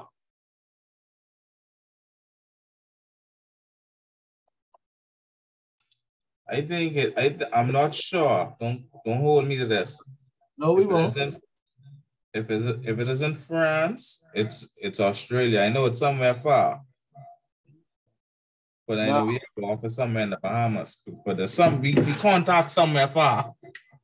Now, folks, you young lenders of the future, what the hell is our private information doing somewhere far?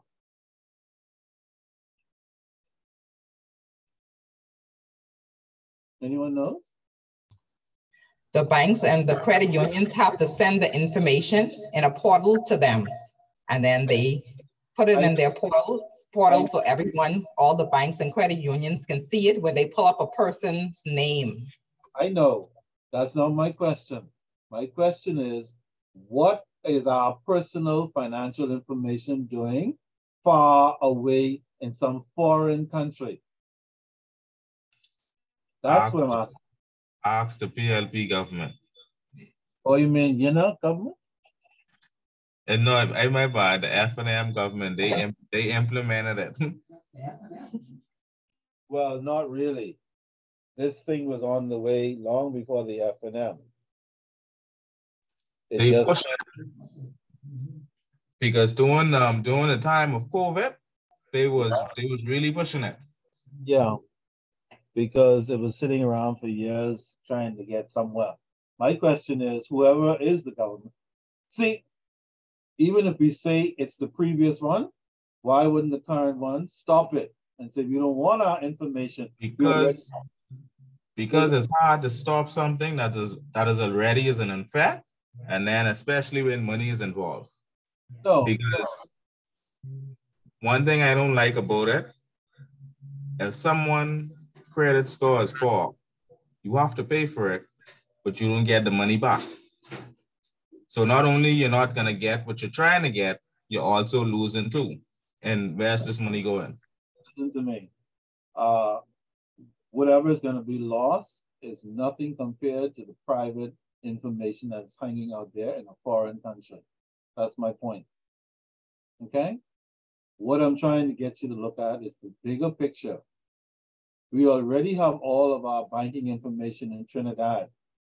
Why? Do we have any Trinidadian information in Nassau? Bahamians, answer that question. Do we have any, no, sir. Do we have any Jamaican and Trinidadian information in Nassau? No, sir. And what the hell is our Isn't First Caribbean Trinidadian bank? I don't want to deal in semantics. I want to deal in the big picture. All right, we don't really have the information here. Even if they have our information. We don't have theirs. Why? Is our information in Jamaica and Trinidad, but none of their information is in the Bahamas?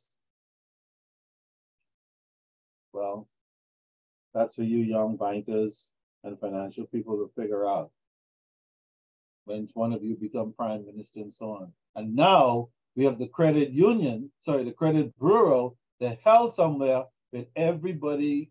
Well, we don't even know if it's everybody.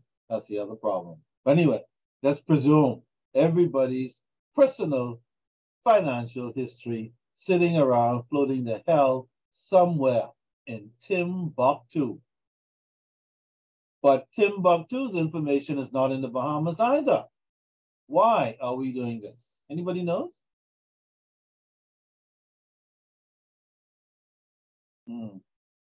That's just some food for thought as we get deeper and deeper into credit. Remember I told you, this thing goes way beyond just what you do from day to day. Could it, Mr. Wilkinson, could it be because of our trade agreements that we have with, and our agreements that we have with the United States of America as relates to blacklisting and all that sort of thing? Absolutely not. No? No, absolutely. What about different treaties we may have signed? Yeah. No, the treaties have nothing to do with what we look. Our decision to establish a credit bureau was a local political government decision. Now, why we have to have it in the backside of hell has nothing to do with any treaties. At whatsoever. We could start or stop the credit bureau anytime we want. Nobody's making us do it. Because they rather pay for someone else to do the work than actually train us to do the work. We don't have the infrastructure for that stuff, man. You know, we ain't into tech, we ain't into service, we ain't into all of that stuff. So they rather outsource it, spend a little money, pot their pocket. Look, what we could have done, can still do, is tell them, we're not sending our information to France. You guys, if you want our money, get the hell here and open up an office. I don't think it worked like that.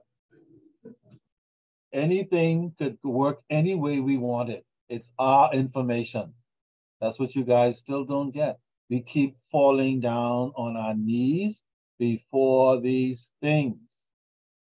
But you will discover that there will be consequences in due season. Remember, I'll be old and retarded or dead, but eventually, this stuff with our information floating around, okie dokie, you cannot say, I didn't say. But it's all part of the credit discussion. That's why I raised it. But it's that part of the credit discussion that goes far deeper than the normal day-to-day work you do to get your salaries and pay your bills. To me, honestly, it's the same as the US, because in the US, the government agency pretty controls everything. They could get into what they want to get in, they could do what they want to do, and there's nothing you could pretty much do. Now, central bank already implemented what they implemented.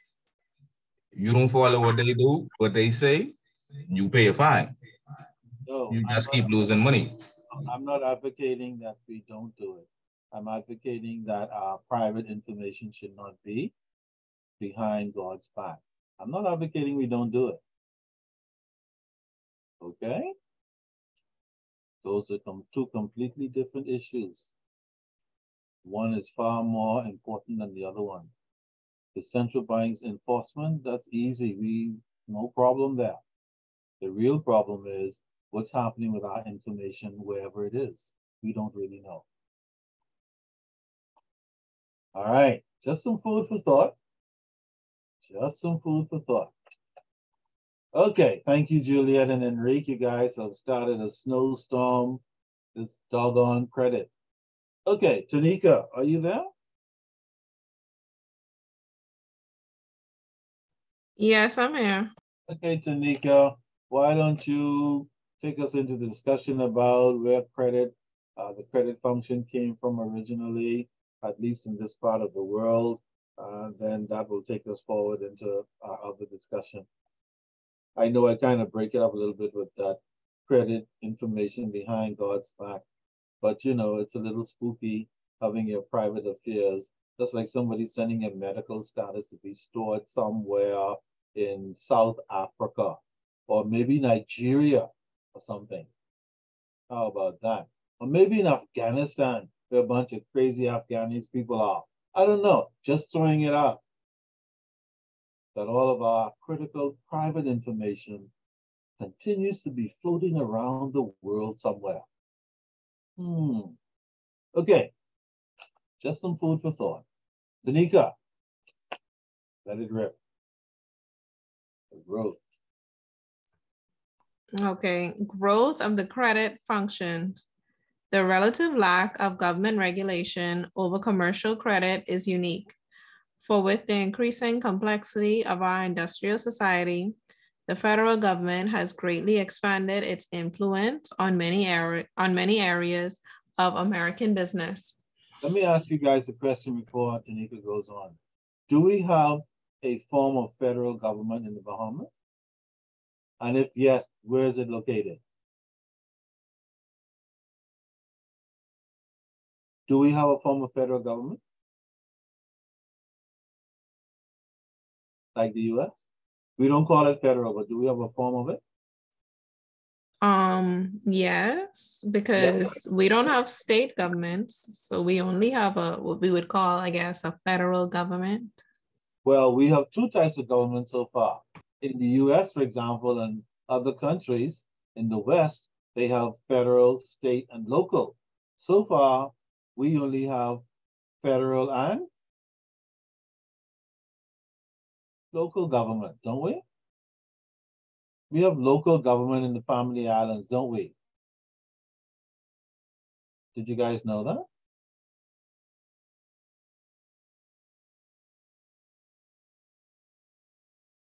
Did anybody in this class know we have local government in the Family Islands? Yes, no? Oh, yes, yes. Yeah, so we have federal, which is the government in New Providence, and then we have local governments in the various Family Islands. So we have our version of this thing, okay? Keep going. Okay. There is probably no other major segment of business relations that has been as free of government influence as has the field of merchandise credit. Investment, bank, and consumer credit have all been subject to various regulations by government agencies, but the credit one company extends to another is supervised only by the management of those extending the credit. Only the judgment of a company's credit management decides what amount of credit will be granted and for what period of time. It sets its own conditions and makes its own decisions. Tanika, sorry to interrupt you again, but I want to say what I remember. See, notice what this is saying. All the different forms of credit are regulated in the United States as they are here now, which includes the Credit Bureau. It's a form of regulation to control credit. We're not talking about whether it's good or bad at this point. We're just saying it is so. Interestingly enough, merchandising credit is not regulated in the United States, nor is it regulated here. The credit that companies give to each other in the Bahamas for goods and services and products, they are not regulated, are they? Are they? Anyone? No, they're not.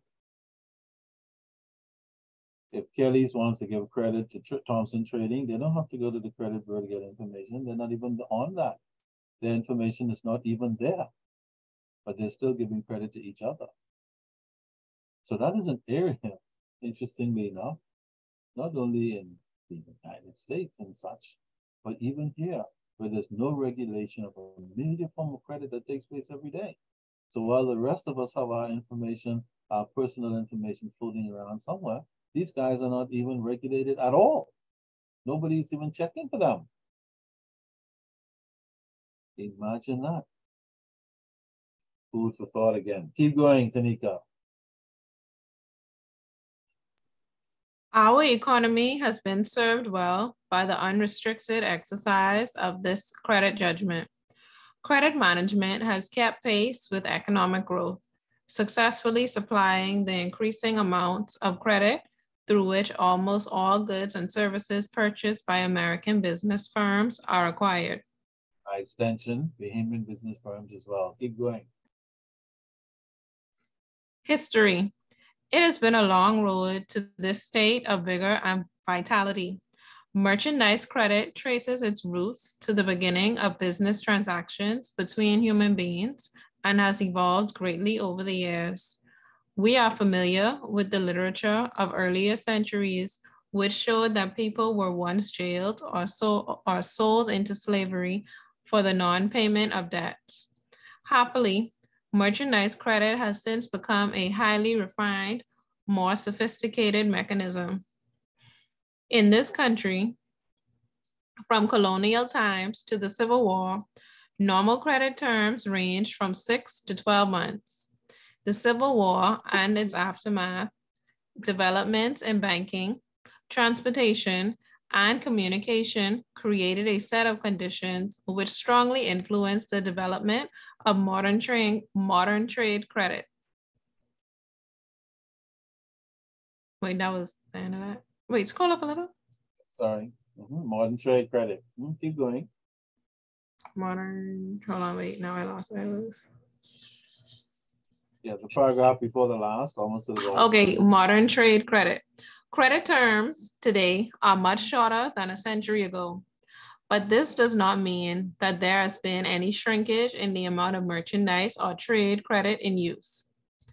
The amount of merchandise credit used in any recent year is many times the size of the merchandise credit employed 20, 50, 75, or 100 years ago. There are many reasons for this development. 1, more people. We have had a rapidly expanding population with more consumers requiring more goods and services. 2, technological developments. At any time in the last 50 years, one could say that the past 2 or 3 generations have witnessed more technological advances than had been made in all previous recorded time. More kinds of goods to fill human needs and desires are being made faster, better, and at prices that make them available to greater numbers of people. New inventions and processes create new needs and luxuries. The tremendous technological developments have given rise to new industries, new businesses, new and greater opportunities for employment.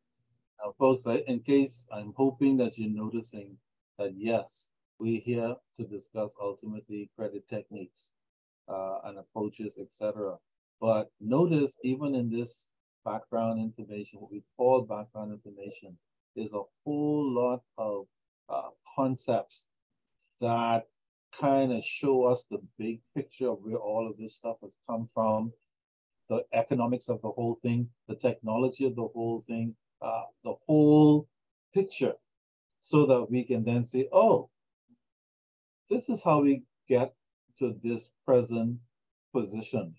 And these are the things like technology and geographics with people moving around and all this kind of stuff, government decisions that can still impact us well into the future. For example, we're talking about the history of credit and the involvement of governments and the technology, and suddenly the involvement of government and technology is the very same thing that has the credit bureau in France or Australia or somewhere. So even though we're looking at the history is now showing us that it's brought us to the present, and the present has taken us to all these other things that are going on, all quite relevant. So there's no such thing as, oh, that's history. It sure is. But look at the impact it's having on the present, and by extension, it will have on the future. What point am I making? Yes, we're here to talk about credit and collections. But if you open your mind a little bit, by the end of the day, you'd walk away with all kinds of other interesting, usable information. Okay, Janika, keep going. 3, the changing role of government and increased government spending for services that did not exist 50 years ago have increased money in circulation, and there have been other federal efforts to maintain business activity at peak levels. 4, sociological and political change. The structure of our society has changed materially in the last century. The base of our society has been broadened. What social scientists call the middle income sector has widened significantly. More of us want and can afford more. Is that true for Bahamians? Anyone? Is that true for Bahamians? Do we have a middle class in the Bahamas? Yes, I guess, yeah. Yes, we do. There was a time when we did not have a middle class. We just had rich and poor 50, 60 years ago. Then we had a new government who made more things possible, who made education more available to Black Bahamians. And so as a result of that, we were able to go to school, get a higher education, stop cleaning toilets, learn how to do open heart surgery, learn the law, learn to be accountants and better teachers, etc. Now, remember I told you, credit is a very interesting thing. All of these things together impact credit, all forms of credit. And so because people have become more sophisticated, can earn more money, they can we now develop a middle class who wants to buy more stuff that they think they need, houses, cars, furniture, etc. And so therefore, they will have to borrow money to get it. As a result of that, lending institutions have exploded, making millions of dollars in profits because of this very same thing, because of this very same history that has evolved. How amazing that the past has come to be the present and impact everything that you guys in this classroom are doing. Allowed you even to have a life that your parents and grandparents could not even have imagined. How about that?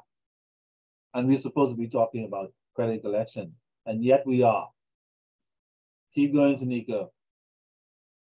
Number 5, growth of the capital markets. New industries and new companies have found more sources of ownership, capital, and of investment credit. The increased savings of the public, intelligent administration of these funds by their depositories, and the increasing acceptance by the public of the capital stock of corporations have all helped finance the growth of business. Credit again, keep going. Number 6, improved merchandise credit techniques. Special skills in the granting of credit have been developed, and a true profession of credit people has developed to exercise these skills. It has thus been possible to grant more credit to more firms and in larger amounts. It has been possible to extend merchandise credit to concerns that would not have been considered eligible in earlier periods. Wow, yeah, keep going. The sharp upward push in living standards created by advances in industrial technology has received substantial help from the greater use of merchandise credit. Merchandise credit is now the principal source of temporary operating funds for most American business enterprises. And Bahamian, keep going. 5, the commercial credit account. The account the business's concern maintains with the supplier is much like the personal charge account of the consumer. In neither case, when the sale is made, does the seller ask the buyer for a written promise to pay the purchase price. There might be a written order form. There will be an invoice, shipping papers, and/or sale receipts, but no IOU is signed. If the credit standing of the buyer is satisfactory in relation to the value of the purchase being made, the goods are delivered without further ado. Then a notation is made in the business records or books of the seller that a sale at a certain price was made to this customer. In merchandise credit, this transaction is called an open account. The seller makes a note entry of the amount of the sale on a separate page, ledger card, or in computer storage for each customer account. The accounts due from customers as the results of purchases are called, logically enough, accounts receivable. The buying firm makes a similar notation in its books. There, the notation is an account payable. Thank you very much, Tanika, for that. Couldn't have done it better myself. So you see, and of course, when we come back next week, we're going to pick up the rest of it and see how this merchandising thing has blossomed into all this crazy stuff. But I think we've seen so far that in addition to traditional lending, which we are familiar with, our mortgage loans, consumer loans, and such, we have this other monster out there called merchandising credit, and they have impacted countries, including the Bahamas, in a way that is not even spoken of too often, surprisingly enough. We just let merchandisers do their thing with the buying and selling that goes on.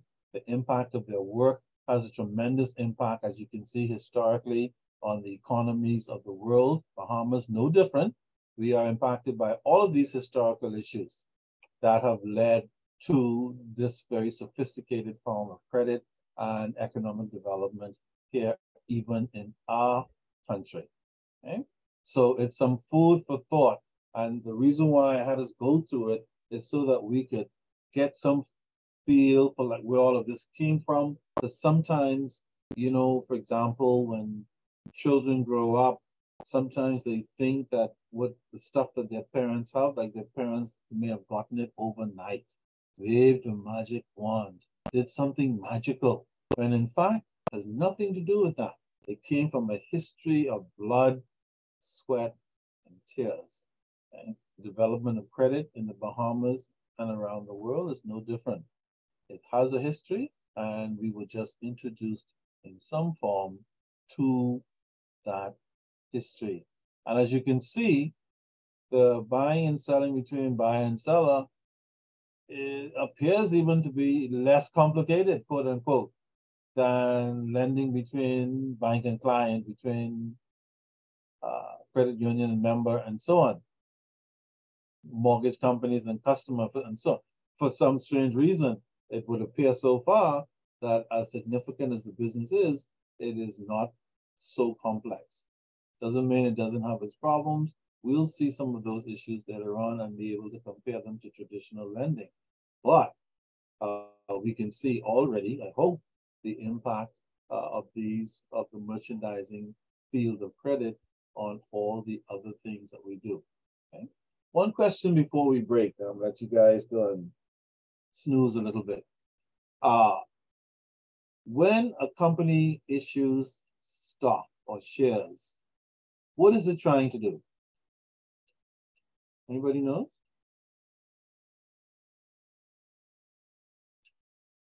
Is it borrowing money when it issues shares?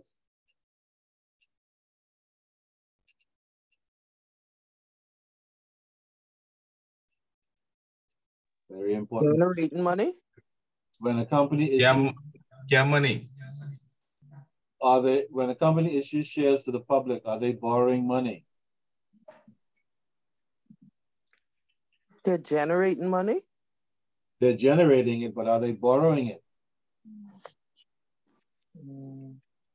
In a sense, because when in a sense, yeah. In a sense. I know. Because when they offer the shares, they use that money for other things. Yeah, the use of the money is a whole different ballgame.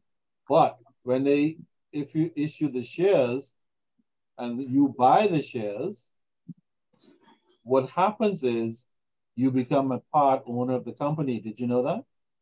Yes. So whenever a company issues shares, they are not borrowing money. They are raising money to do whatever they want to do. And they're giving you their shares so that you can participate as a part owner in their company. Very important distinction. However, when a company issues bonds, we have a different story. Now we have a credit transaction. Because when a company issues bonds, according to the bond agreement, that bond has to be repaid. And as such, it becomes a credit transaction. Very important distinction that you should know as lenders and a very important distinction that you should know as persons who might be doing business in any of these two categories in the future. Okay? Whenever a company issues bonds, they're borrowing money that they have to repay. Whenever a company issues shares, they're raising money that they do not have to repay. Okay? Please make a note of that somewhere. That is going to be useful in your jobs and out. All right, any questions before we break? None whatsoever. Okay, wonderful. Then here's what I'm going to do. But Mr. Wilkinson. Yeah. Question. What about dividends though? What about dividends?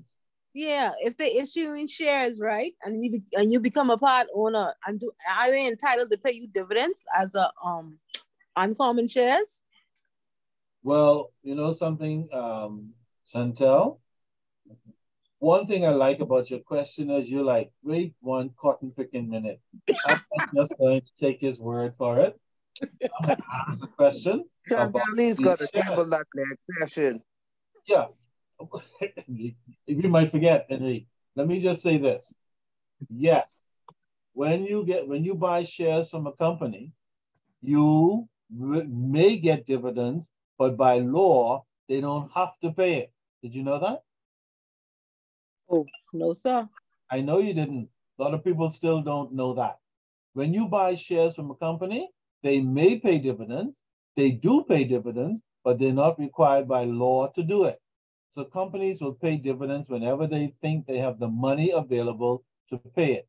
Until then, they are under no obligation to pay it. So when you become a shareholder, yes, you can make noise about what you would like to see the company doing. You could make noise about they should be paying dividends more often, but they don't have a legal obligation to do it. When they issue bonds, though, if they don't pay those bonds back, then the bondholders can sue them for non-payment to collect the money. In other words, if they don't pay it back, they are now delinquent, and we do the same thing with delinquent companies. We sue them to get the money back. Just how we run delinquent customers down for non-payment. Very good question, Chantal. Open a can of worms. I hope now that you're a little more informed about how shares work. A lot of people have shares and don't even realize it, that there's no obligation to pay. The company will do it in its discretion. All right, good question. All right, so I'll send you guys the remaining modules, but for the moment, please go ahead and finish reading the one that we're discussing tonight. And then for next week class, go right into reading module 2 so that you stay ahead of the game. And we'll pick it up right from there next week when we come back. All right, until then, please take care. Be careful out there. If you have any questions for me before next class, you know what to do. Send me a note. I'll be happy to respond. All right, take care. Good night, everyone. Good night. Take care. Good night. Good night, everyone. Good night. Good night.